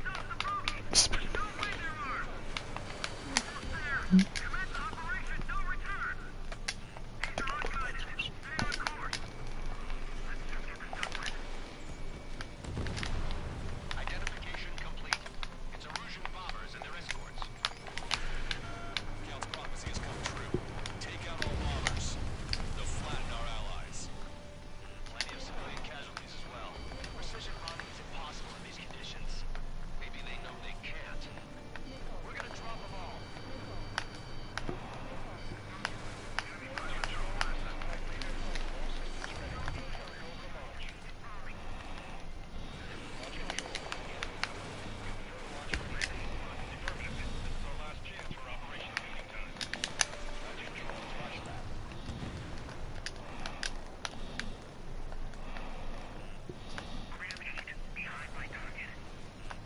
Roger. Enemy has a lock on you.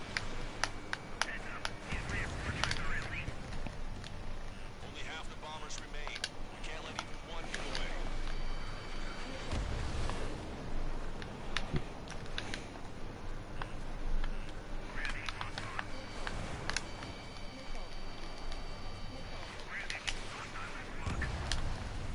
Hey, you. Dumbass with the scratches on his tail. Can you hear me? I need you to help us with Pizza. There's a group of refugees surrounded by Erusian tanks right here. Needless to say, their future's not looking too bright. This is a secure military line. Who is this? Me. The scrap queen. Longcaster, she's an ally. Trigger and I'd know that voice anywhere. So you're still breathing. How would I? I've never met her. Oh wait, off screen. Wow. I had a feeling the two of you were still alive. Remember, stick with Trigger and you'll make it. We have a bit of intel for you. We'll share it if you can help us refugees. Count me in. That's right. All enemy bombers have been destroyed. We did it. Okay, Scrap Queen. Send us the target coordinates. I was thinking about how I do that. Don't you have a laser target indicator? Why would she? No canister. And he was taking this to the enemy's doorstep. Not me. Wait, you moron! I did like Rosa in this instance, though. This I will give her credit for. What are you doing, dumbass? Here! That's right here! Longcaster, we confirmed the location of... That's them. All aircraft. We just updated the threat matrix via data link. Take out those targets. Don't miss. We don't want to hit the pretty ladies down there. Neither of them are pretty, Jaeger. Well, maybe Rosa, but I definitely don't find her attractive. Target destroyed. Warning, enemy has a beat on you. Stop! The enemy's invincible! I don't think I could even do anything with that scrap. That takes care of them. No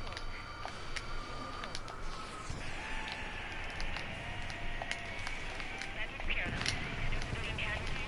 Nice going. You hear the singing? Beginning terminal countdown. Pressure stable. Cooling system is on. Lancaster, a promise is a promise.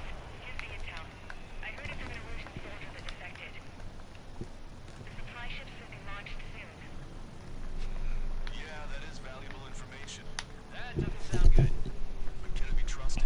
Not sure. Heard it from a man who said he wants Okay, Lancaster's literally going through entire missions without making, like, one or two food jokes. I don't get what the issue with him is. to atone for his sins. Up to you to trust him or not. Understood. Good luck.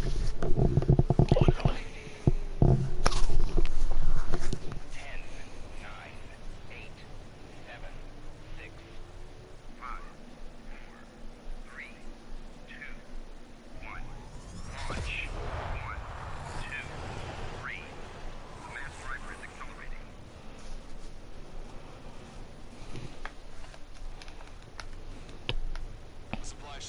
comes from the mass driver. If the supply ships make it to the arsenal burn, they'll be able to resupply it. They may be loaded with new weaponry that we don't even know about. We have no choice but to take down the supply ships before they can get within the arsenal burn's air defense network. You've got to hurry or you're not going to make it. All right. All aircraft, remain on high alert. We got bandits in.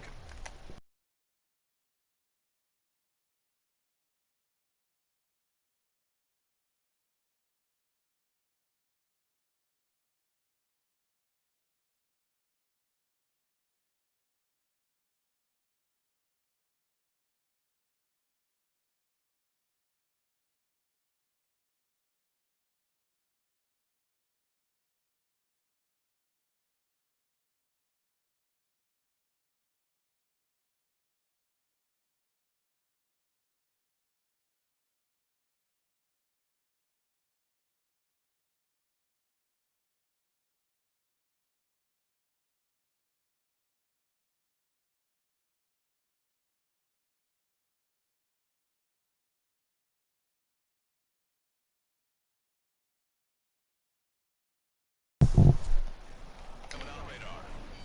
You're gonna have to forget about it for now. Focus on destroying that supply ship first. We're sitting ducks like this.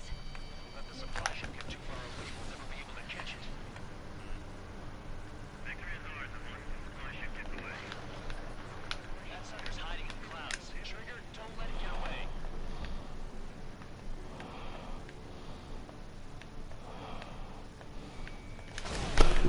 I knew I was gonna get hit. Missile hit its target. Everybody, keep a safe distance to avoid getting caught in the explosion.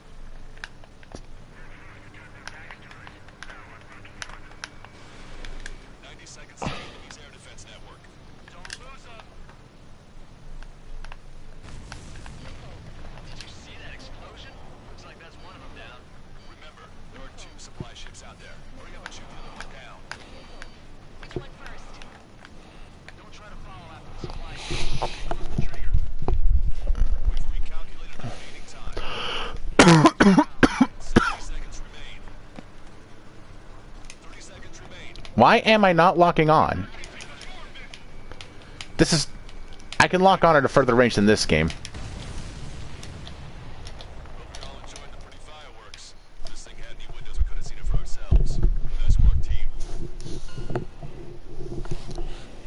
We're gonna find ourselves a boat and move to this island. We'll be taking the refugees, along with any deserters from the Erusian military. Who's the girl that ran in the tanks with the smoke canister? A few more crazies like her and life down there may have been a tad bit easier. What do you think would have happened to those refugees if you hadn't intervened? The princess saw what happened. They were little kids. That's why I like the sky. You don't have to see those types of things. Does this mean we're that much closer to ending the war? No, we just basically prevented it from going on forever. Count's right. We have no choice but to return to our original base. Our base that is nearly out of food and fuel. We need to do something.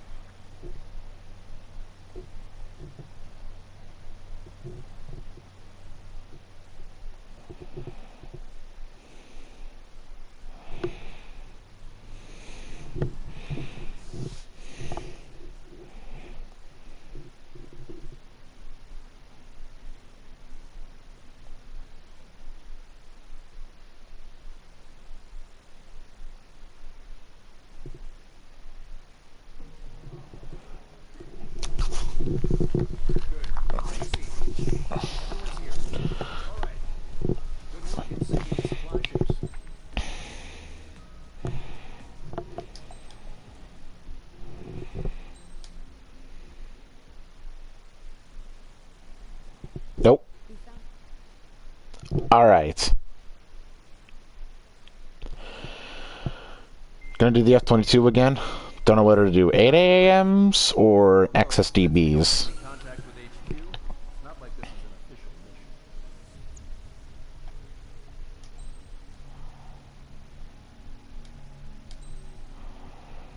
Oh yeah, qualms. Sure, I'll take those. Strider Squadron aircraft prep complete. You're cleared to taxi.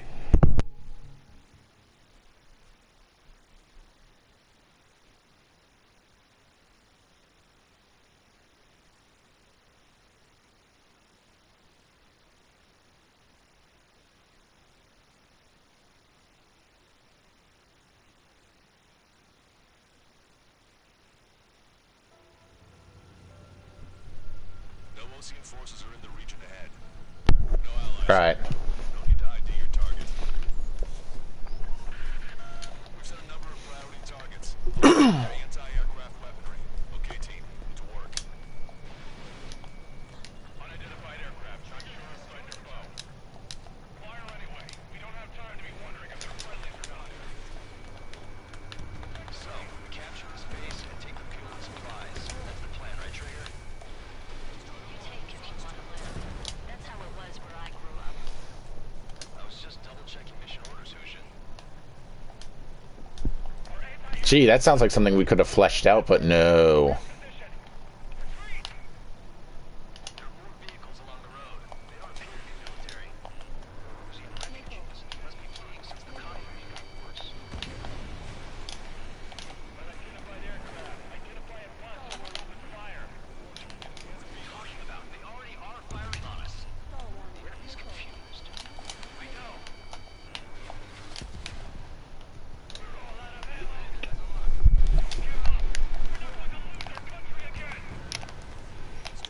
Fucking clouds nearly screwed that up. Now I regret not taking XSDBs.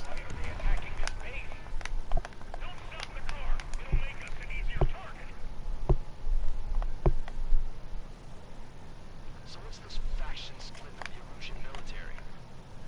The autonomous state of Shalaji used to be a nation. The region has always leaned towards independence. Those who want to restore their homelands flock to it. Apparently, their core consists of officers from Vasilic, Shpaver, and Shalaji.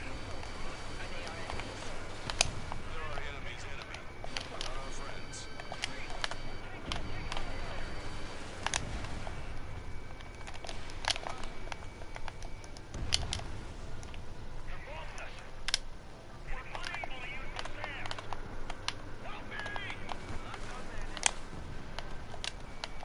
The resistance is strong. They seem pretty desperate. Target's in machine gun range. Missile away. We don't have enough AA weapons. They have more aircraft. More planes incoming. Fire more missiles.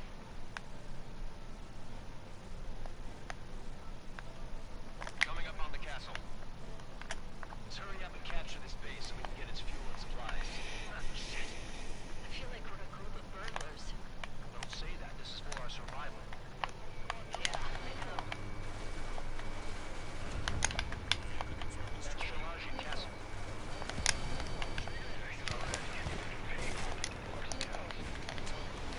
Taking both civilians and refugees without discrimination. Take shelter somewhere secure. Drop where you are and cover your head if you hear jet engines. Count me out.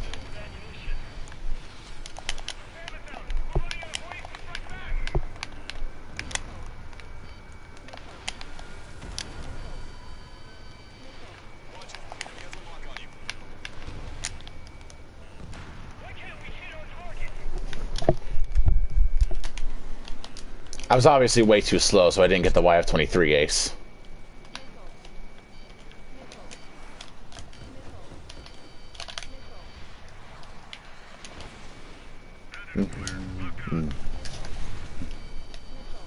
Testing, one.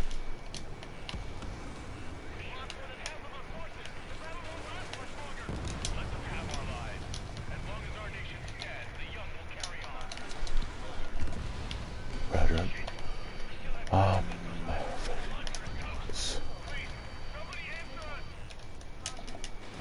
Hostiles. All aircraft confirmed.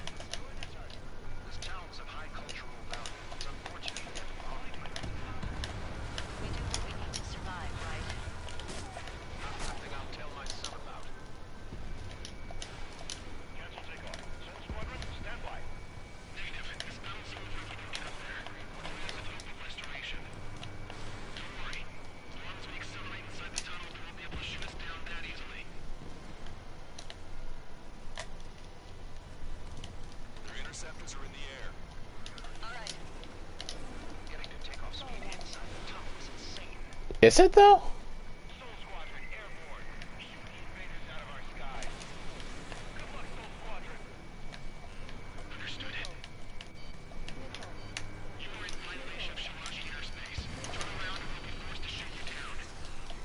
fucking count got a hit on you, you idiots. Land immediately and hand over your planes and base to us.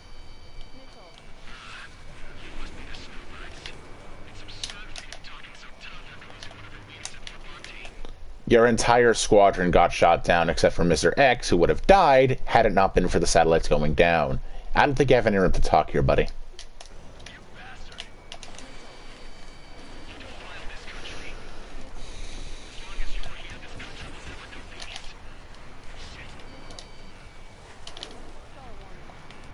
Watch it. Enemy has a lock on you. Target acquired.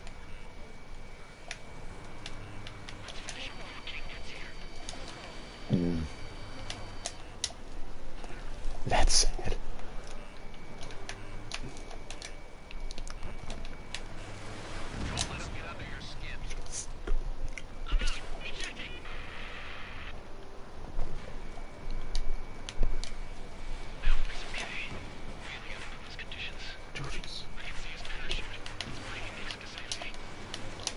Free to go. Go together. Back up trigger. Wilco. Righto.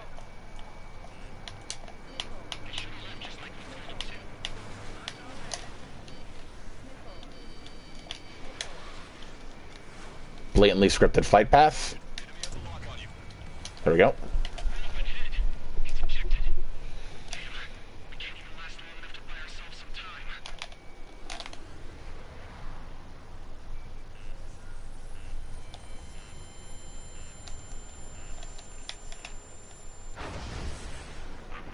As expected, but a lucky shot would be boring.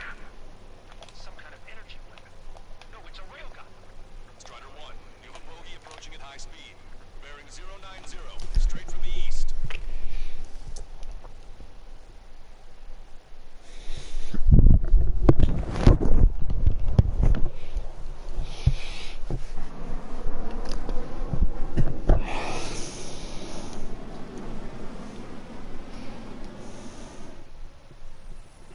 High-speed projectile launch from enemy aircraft. I'm testing this aircraft. You must find your own sky. Don't waste your life. Dedicated to reclaiming that which you own. I just realized I never used QAMs that entire fight, but I guess that means I can use them here. I'm not that person. Yummy. Legion squad will be retreating. Those fighting below are advised to temporarily withdraw. Don't die. Those worldwide couriers and troops will find it. Hey, look at the color of that plane. Yeah, that's the flames of hell. Time for payback. Negative. No good. I can't get close enough. Leave it to Trigger. The rest of us will just get in the way. Rest form a perimeter to catch whatever slips through. Welcome. Hit on unidentified aircraft. The enemy's mobility is still unfazed. Keep up the attack. That bastard's moving in a way that minimizes the damage even when he's hit. Keep firing those missiles until you blow him to pieces. Get closer. Unidentified aircraft. Land your plane and surrender. Why do you feel the need to continue fighting on your own? That's funny. My clover pilots is also fighting alone. He's not alone. Look around you. I see.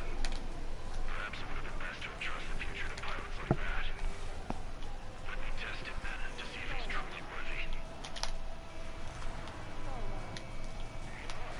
Like the sky has been sliced wide open. The experimental unit probably made the plan. Get closer. Someone to guide us. I can't think of anyone other than you. We need to get some behind. Tell me something. Those gonna hit? Nah. Oh, they did. This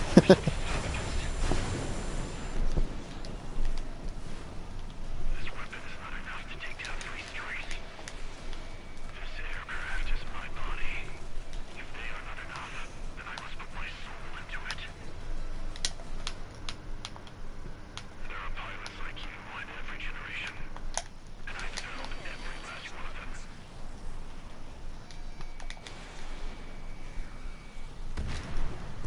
It's a hit. So much for that. Aircraft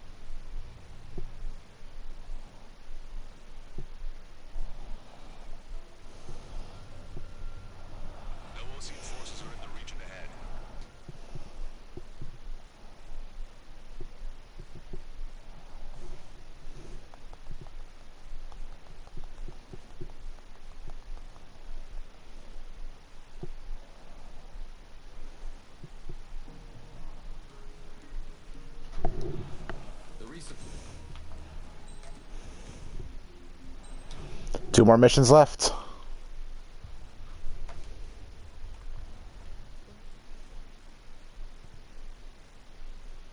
Okay, who keeps joining in?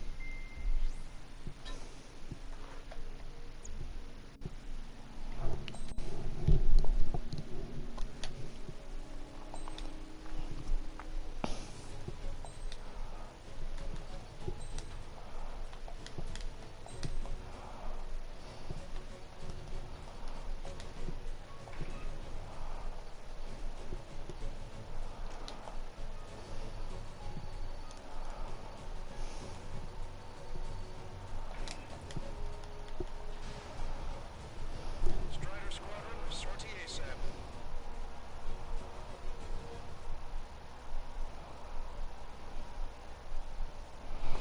Yeah, I know taking 8 AMs and having only an extra volley may sound stupid, but I want to kill the Arsenal Bird's engines as fast as possible.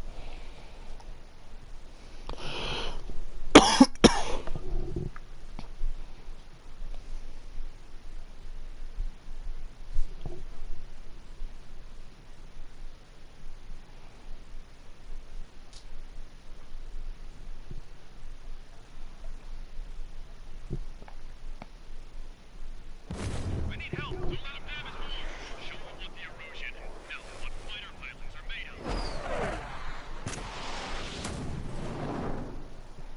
Thanks. I owe you. No sweat. Get into formation. We have the numbers.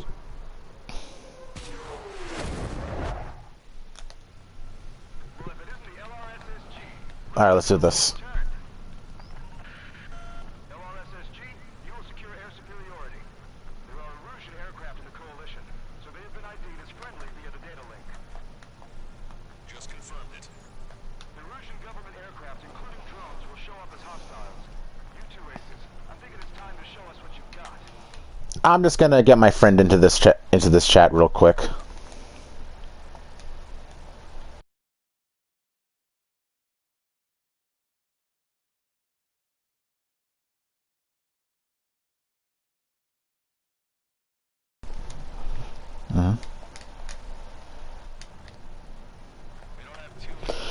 Fair warning, if you're going to watch this at some point and you don't want to watch Persona 5 Royal, feel free to leave. But if you aren't, most likely you're not, feel free to enjoy War Dog's Rage. I always did like that animation. Country. This is headquarters of the Ocean Army 7th Command. Wait, you forget that designation. We are a coalition formed exclusively for the sole purpose of taking down the Arsenal Bird. Wait until we're ready to strike the Arsenal Bird in unison. Roger. Ross, you're doing speaking on an open channel. The enemy can hear everything he's saying. There's no other choice. Erusian aircraft are in the coalition as well. And that is why I enjoy playing on Ace on this game. Cal,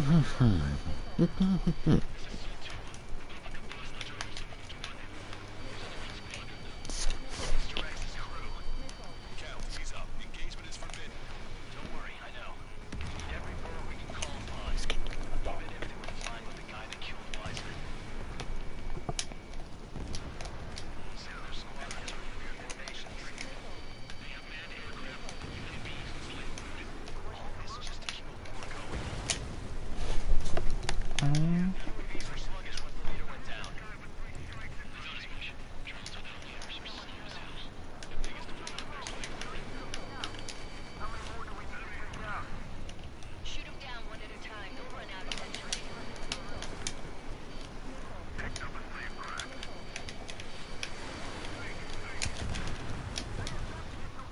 Dun dun dun dun dun dun dun dun dun dun dun.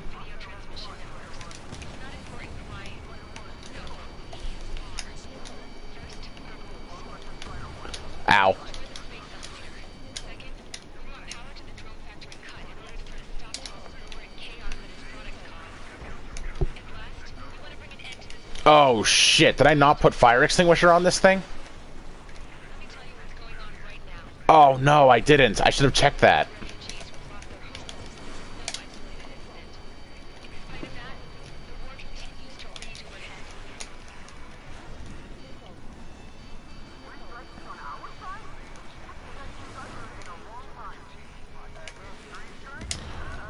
Look at that. The AI is actually becoming threatening again. Of course, that's only for the enemy's side. Give me 1 second, gentlemen.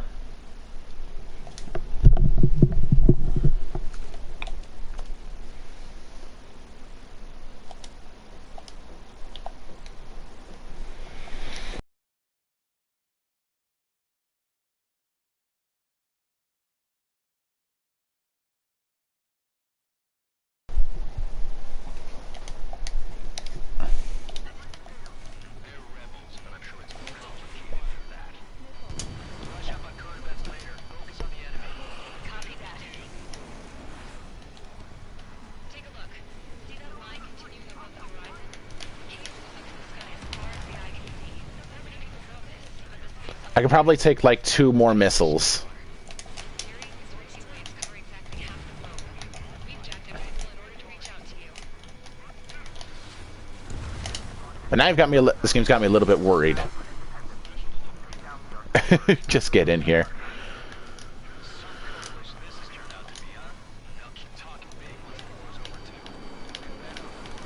Oh shit.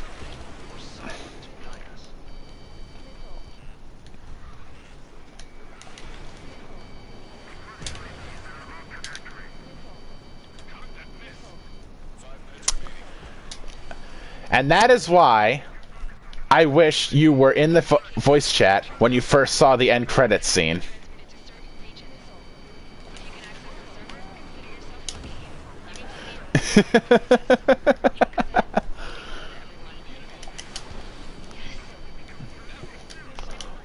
lucky. My eyes are once again doing literally nothing, but then again, it's kind of to be expected at this point. Whoa. Bruh, I was like, I don't even know what to say. I wish you were in the voice chat when that happened. But I couldn't keep you in. Yeah, I had to go for dinner, but I was like, huh. I wonder who that guy who had this olive-colored jacket and black gloves, I wonder who that could have been. I'm not quite sure. I think his name rhymes with Bora Laketti or something like that. Bowel a sketchy. A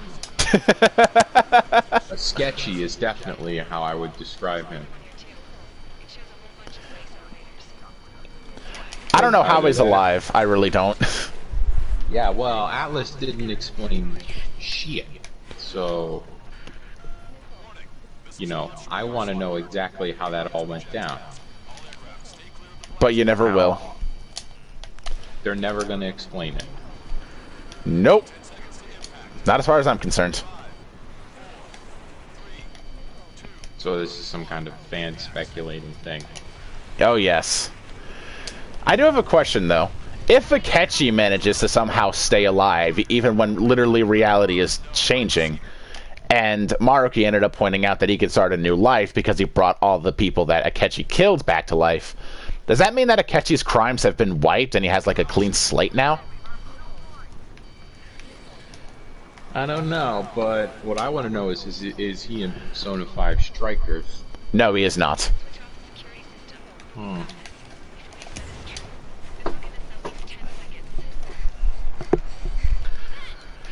And I guess Kasumi's not in Persona 5 Strikers either. She is not, unfortunately. See, that makes that game a tough sell right there. Of course I mean, I'll still have Ryuji, but I'm missing 2 other characters who, we'll just say, I either really like or I can't stop thinking about. I was about to say, it's like, you want Akechi and Scramble now? Well, I won't deny that I like playing as his character, but he still pisses me off. Oh shit! He pisses me off a lot.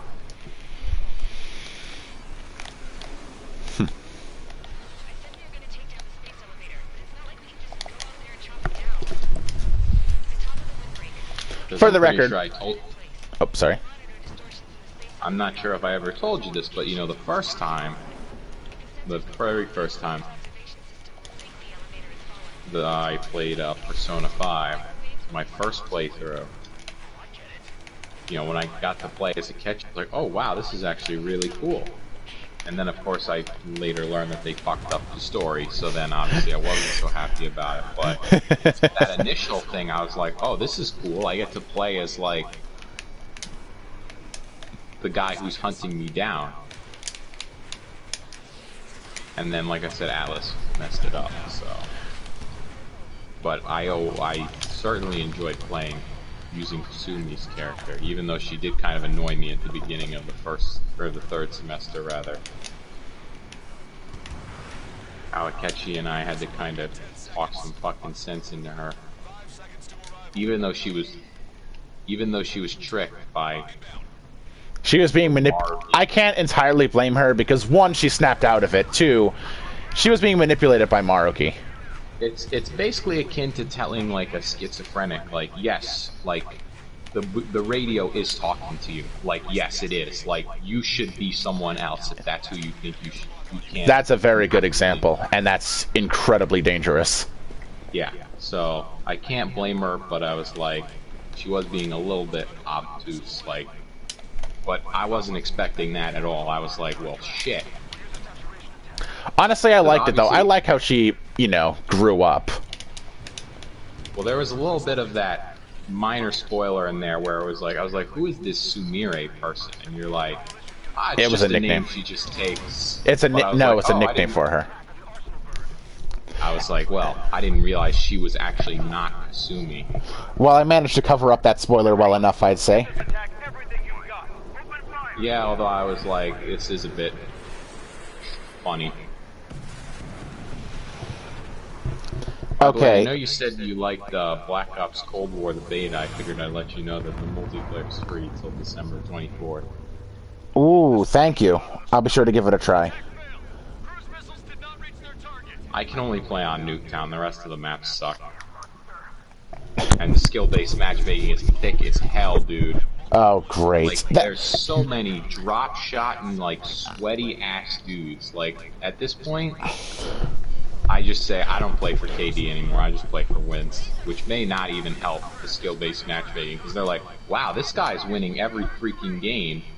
We need to give him harder opponents so he stops winning games. But I thought it was based on your KD. But it's like everywhere I go, every corner I round, I just get killed by some sweat. For the record, War Dog, in case you're going to hear me freaking out a little bit with the next couple of missions, I'm currently doing Ace Combat 7, but I'm doing a no-death playthrough on Ace difficulty. Oh, yeah? Yeah. I'm on mission 19.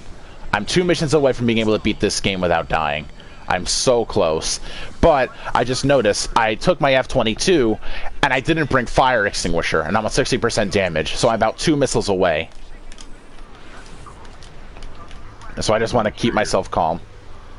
Sure, you're fine. Yeah. I didn't find Ace Combat 7's Ace difficulty to be particularly difficult. Which is funny, because Ace Combat 7 on hard difficulty ended up being a lot more harder than you expected, as shown by your playthrough. Yeah, but then after I played through all the missions and I played on Ace, I was like, yeah, this isn't too bad. Yeah, it's because Ace difficulty, you don't get killed in one hit. Which, but I'm not sure how I feel about like, it. Ace Combat 4, I'll still play on Ace difficulty, and I'll be like, yeah, this is still kind of difficult. Especially those freaking AA guns, man. The AA guns in Ace Combat 4 on Ace have fucking aimbot. Yeah, and the flat guns, too, on Deep Strike and Whiskey Corridor. Those things just fuck me up.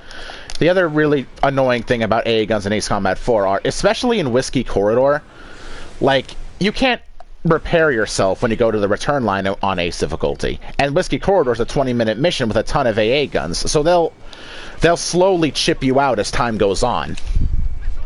And it's not much you can really do about it unless you really try to play as carefully as you can. But if you do that, you may not get the points in order to S-rank the mission.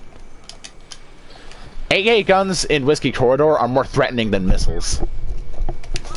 This is true. And then the flat guns make it even worse. Oh god, the fucking flat guns are nightmarish. Like, you're just flying, and then all of a sudden you've lost, like, 70% of your health just instantaneously, and you're like, whoa, whoa, whoa, what the fuck's going on?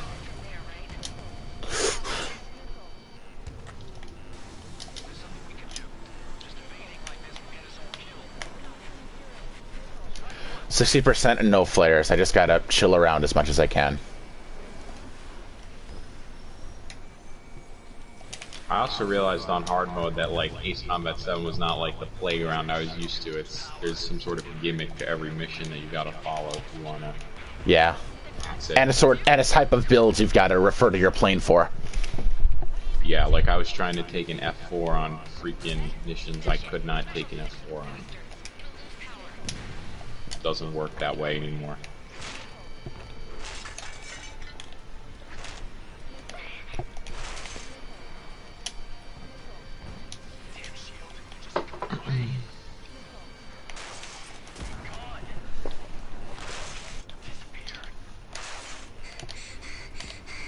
I will say the one thing I do like about Cold War is being able to call in an F4, Napalm Strike.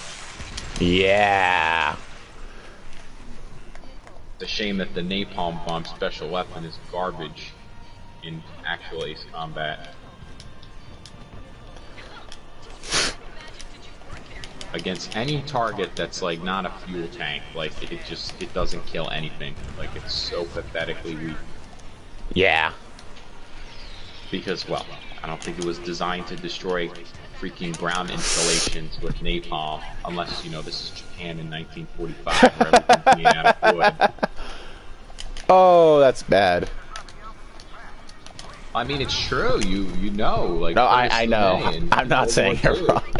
I mean, he literally firebombed the Japanese because he knew that all their installations were made out of wood.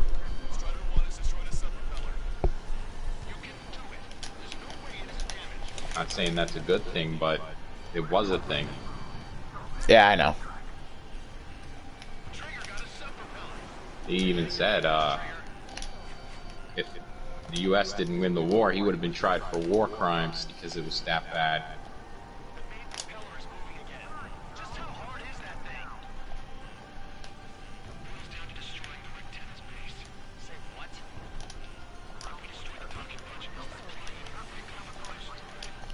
Come on, get these clouds out of my face. Oh, there we go.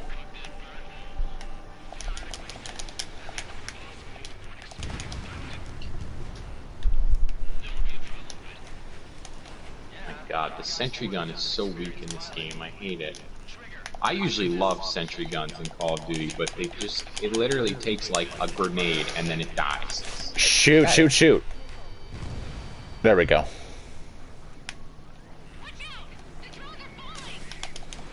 Get that damn laser out of my face.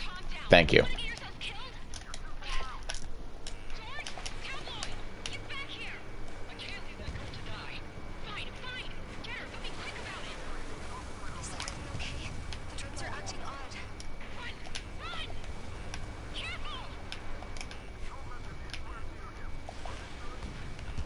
Docking module destroyed.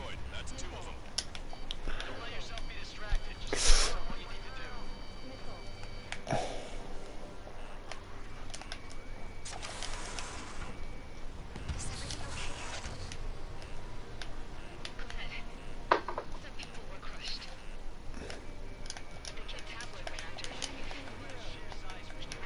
Aw, shit.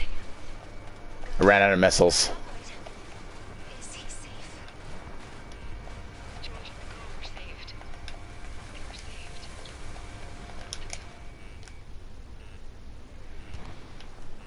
saved. Alright. Swing around.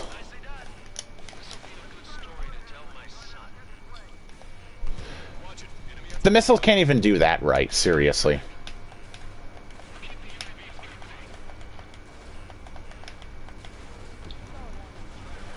There we go.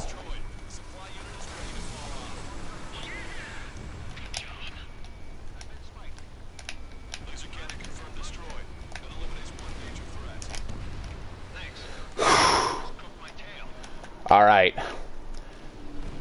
Oh my god, that was stressful. I really fucked up massively there. Not really proud of that, but whatever.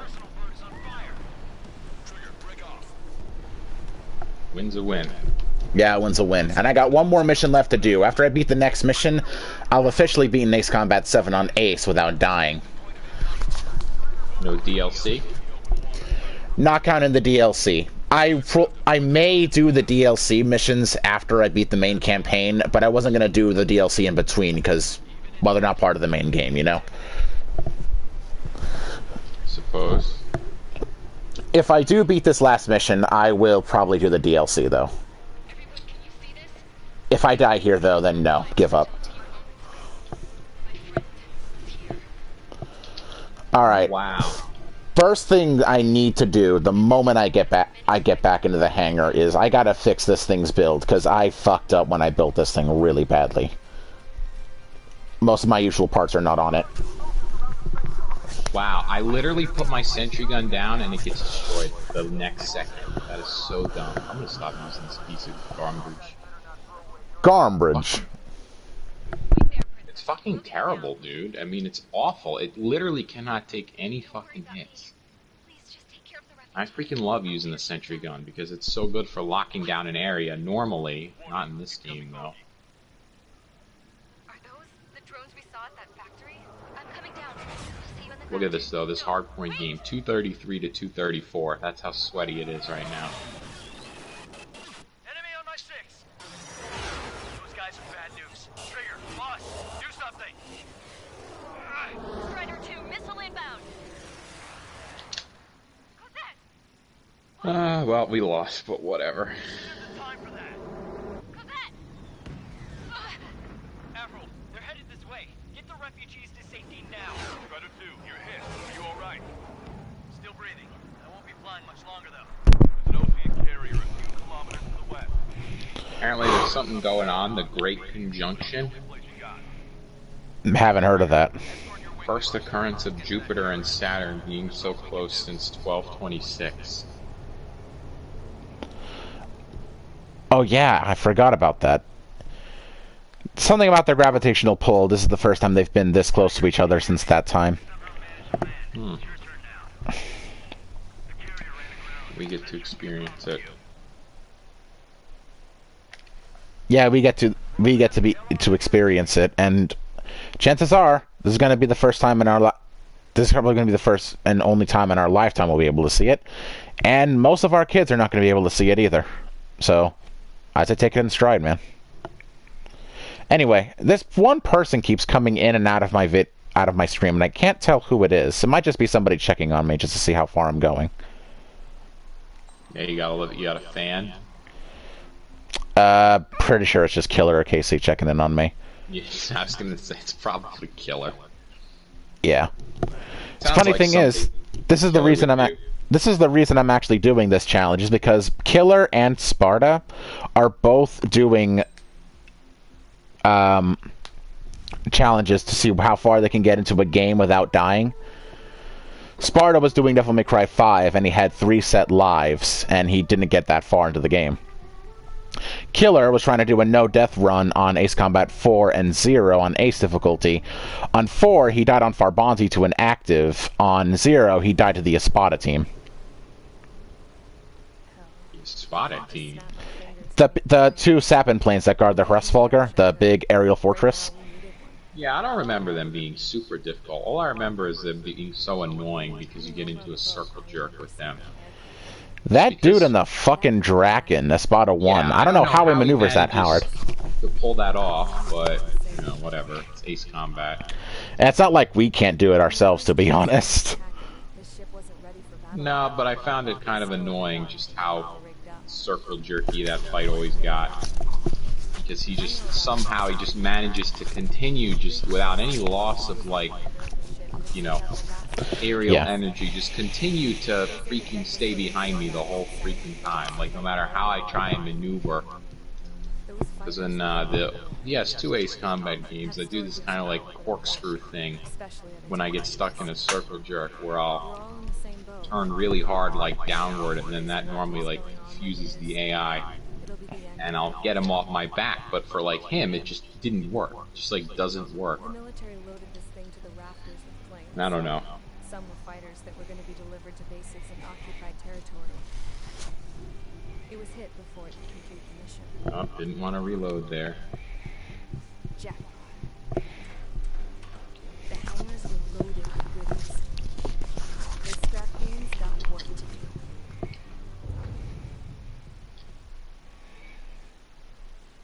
You know what is surprisingly good in Black Ops, though? The trophy system. That is good to hear.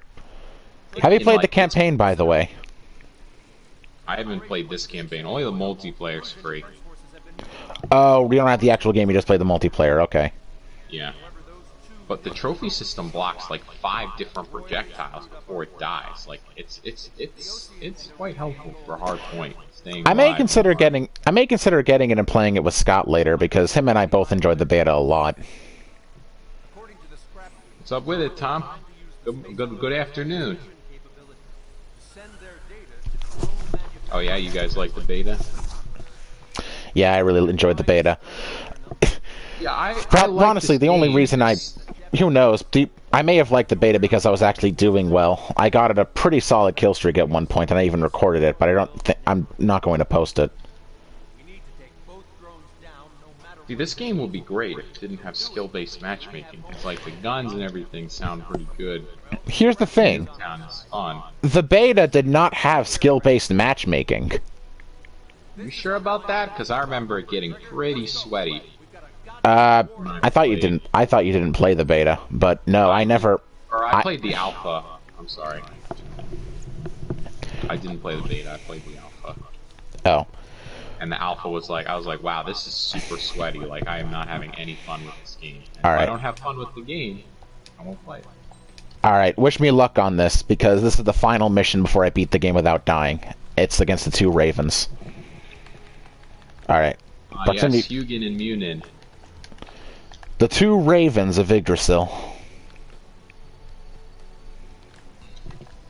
You could forget Dr. Schroeder, aka DC Douglas.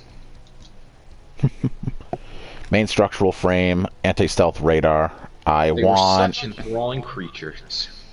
What the fuck is wrong with you, Dr. Schroeder? I just imagine the following: FBI, open up. That is all that needs to be done. There's something wrong with Dr. Schroeder. Without question.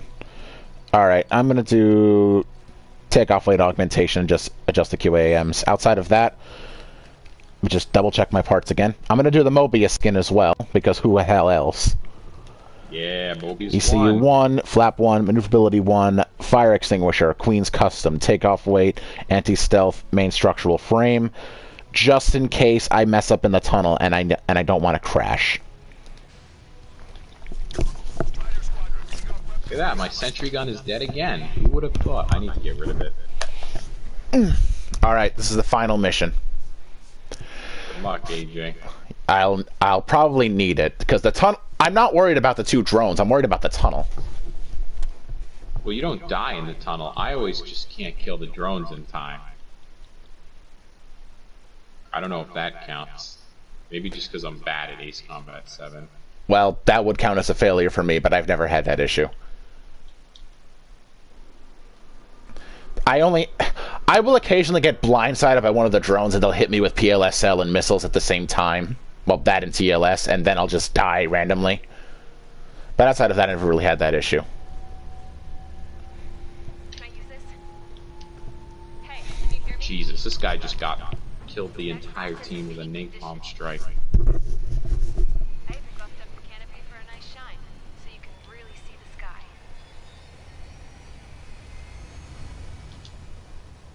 Oh yeah, and the war machine is so broken in this game, like, not even joking. As expected. You get 10 grenades in a 6-round cylinder, not sure how that happened, and it literally just ignores Flak Jacket. That's how strong it is.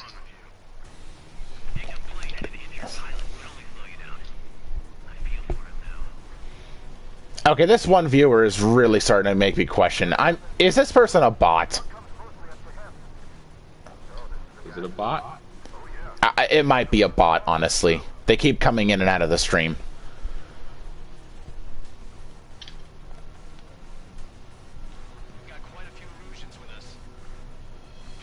I'm not even going to bother saying anything if they end up joining. I don't care what Alright. Final mission. Main structural frame. All QAMs are ready. Let's do this. I'm not gonna die when I'm this close. Commence mission. All aircraft follow trigger. Roger that. Understood. I decide when you die. Something like that. The space elevator. And it's not today. The information infrastructure down. It's the only place capable of wide area data transmission. Drones are waiting for us to power up again. Clever little bastards. UAV reacting. They're fast. All aircraft stay sharp. Intercept now.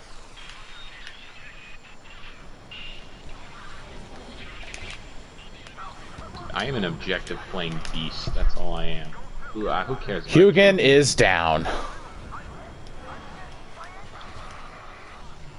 Salamander 3, Skull 2, lost. Damn it, that was quick. There we go. One down.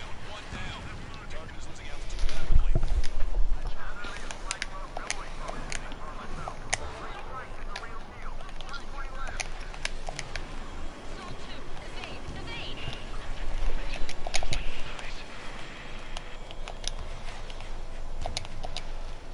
2 lost. That's a good one, too.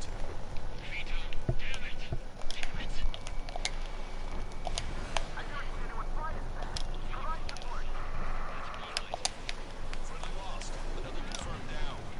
Both UAVs are dead. That was fast. Not having a problem.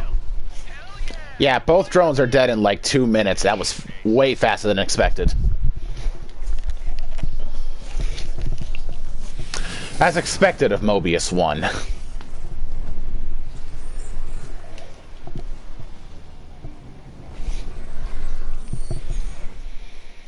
Wow, they're using trophy systems now. They took a thing out of my book. Guess they must be tired of my trophy system intercepting all of their shit. Was that the prototype that Wiseman was talking about? I fucked up. Now I'm gonna go into a long, annoying dogfight now.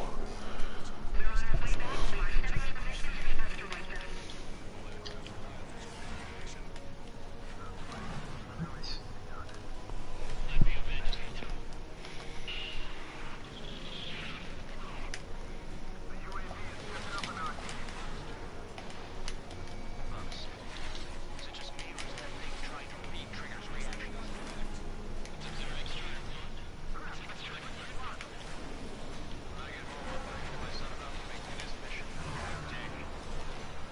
Pursuing enemy.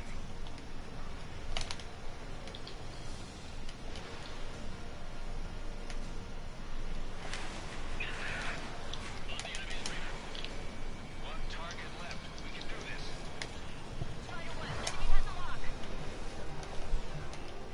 Target's in machine gun range. Twilight trigger. We'll finish yours now. Not to mention they can manufacture a little moment.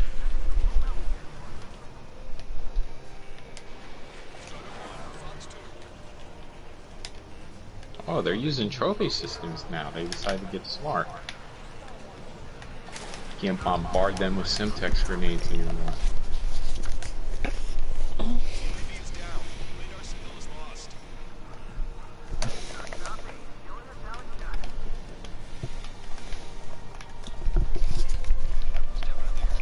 thing I've ever been in. Can't wait to tell my son about it. This elevator's just moving. Looks like the radar didn't just make it. Unfortunately, you've prevented Dan from being able to keep Trigger's flying style from leaking. I've got a special plan for cases like this. We'll see what works. Yeah, here's the thing. Trying to do this to go. What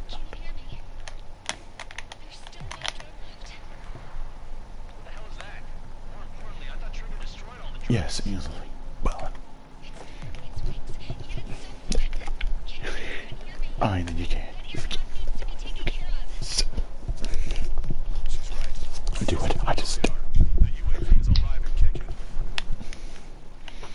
So for 203 out of the 250 points that we scored in Hardpoint, that was me. Tunnel after the UAV. Are you implying that people need to play the objective? I mean, I think I should go pro. Now, granted, I had 40 kills and 40 deaths, but I don't really care. I mean, my team won by over 100 points that game. You can't be serious, Count. Yeah, well, you had no problem with Trigger 'Cause I honestly, I don't care about playing for KD anymore. The skill-based matchmaking will just defeat it. Shit. Okay. Okay. Your status. All right. I'm in. I'm in the tunnel. Go in. I want to watch for for when the doors are gonna close because they have it randomized. All right, it's this side. There you go. Yeah, Also, Killer got himself killed on one of these doors when he was doing one of his streams. So I don't want to make that same. So I don't want to get killed by the game's BS. That's BS. That's BS. All right. Oh shit. Okay. Of course. Of course.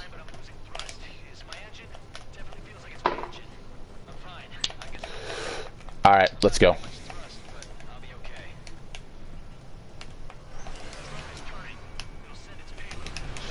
One of the UAV down, going after the repeaters.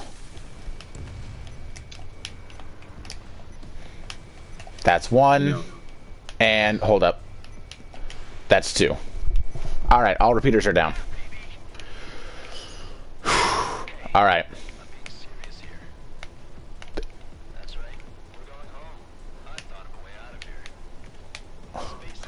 Oh shit, I did not mean to go in at that speed. Okay, okay, okay, I can recover. All right, all right.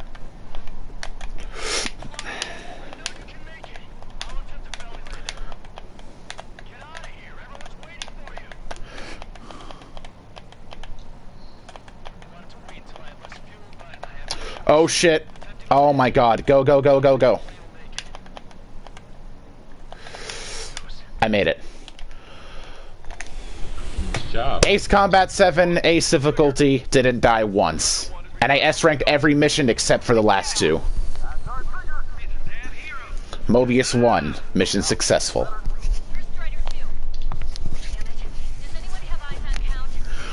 Whew. Whew, that felt good.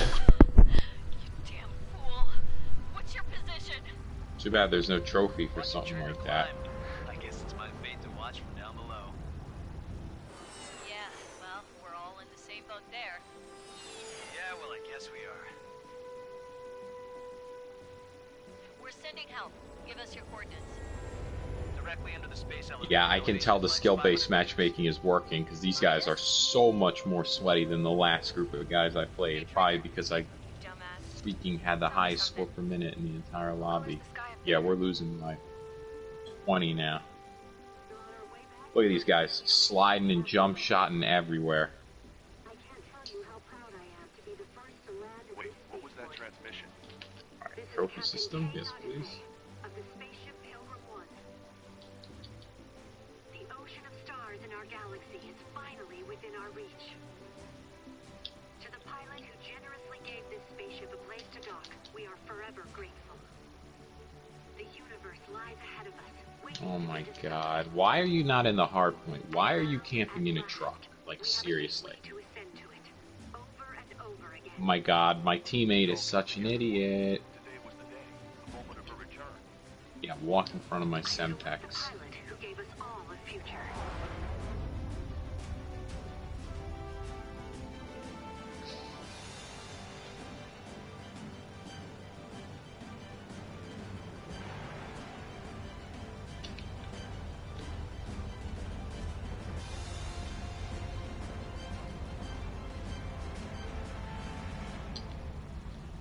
To skies unknown, the path to mankind's vast future remains standing, Granddad. And the spawn's flipped. Thanks, team, for running right into their spawn. Why would you flip the spawns when I'm in an advantageous position? Look at these guys. They're they're literally sitting right outside the hard point, but not in it. Oh my god. Yep, this is the skill-based matchmaking. It's gonna start pissing me off. The whole world was pitching in to help these people. Handing out the relief supplies would have been a perfect gig for that anarchist dude. But since he's dead now, the job went to the guy from Belka, George. I guess Tabloid got that new system he wanted in the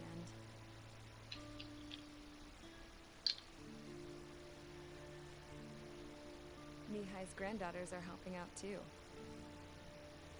God, look at this guy camping in the window. That cranky old geezer's here with us too.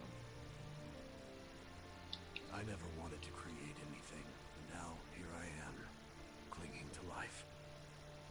Watching as my grandchildren and their generation make a new future for themselves and the world. Is this my punishment then? All I do is lie here, wasting away. I'll never know the freedom of flying the open skies ever again. I've been grounded, and my wings have been clipped. You know what having peace in the world means? It's being able to die in your own bed at a ripe old age. Peace is what those girls are working so hard for here. We got a bunch more refugees today. And the princess? She's looking to the stars. Dark blue. To the heavens and beyond.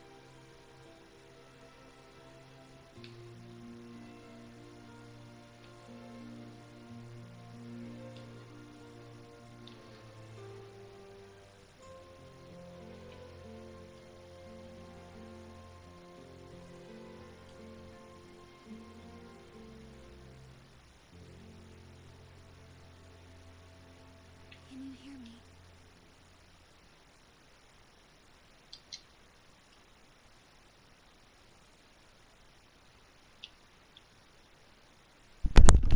I'm just gonna let the credits roll. I'll talk in a second. Alright.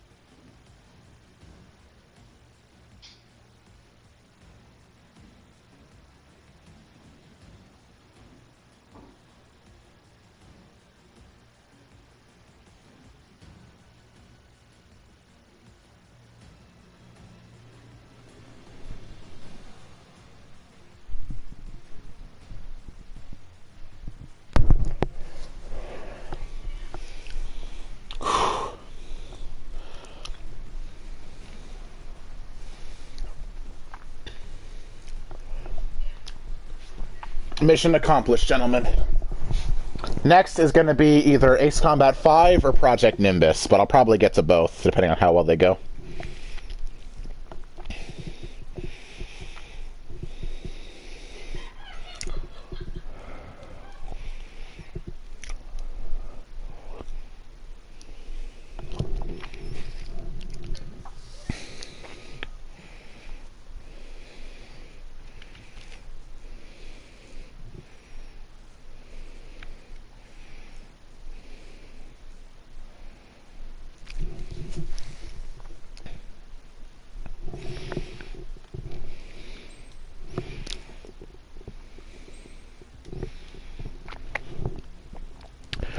Well, challenge completed. I will likely get to the DLC missions at another point, but for now, I'm just gonna chill out and Swap it. relax. Put it on a petri plate, throw it out, and see what kind of things I get. Alright, so stay tuned for the DLC missions, and then stay tuned for either Ace Combat 5 or Project Nimbus. We'll see what happens.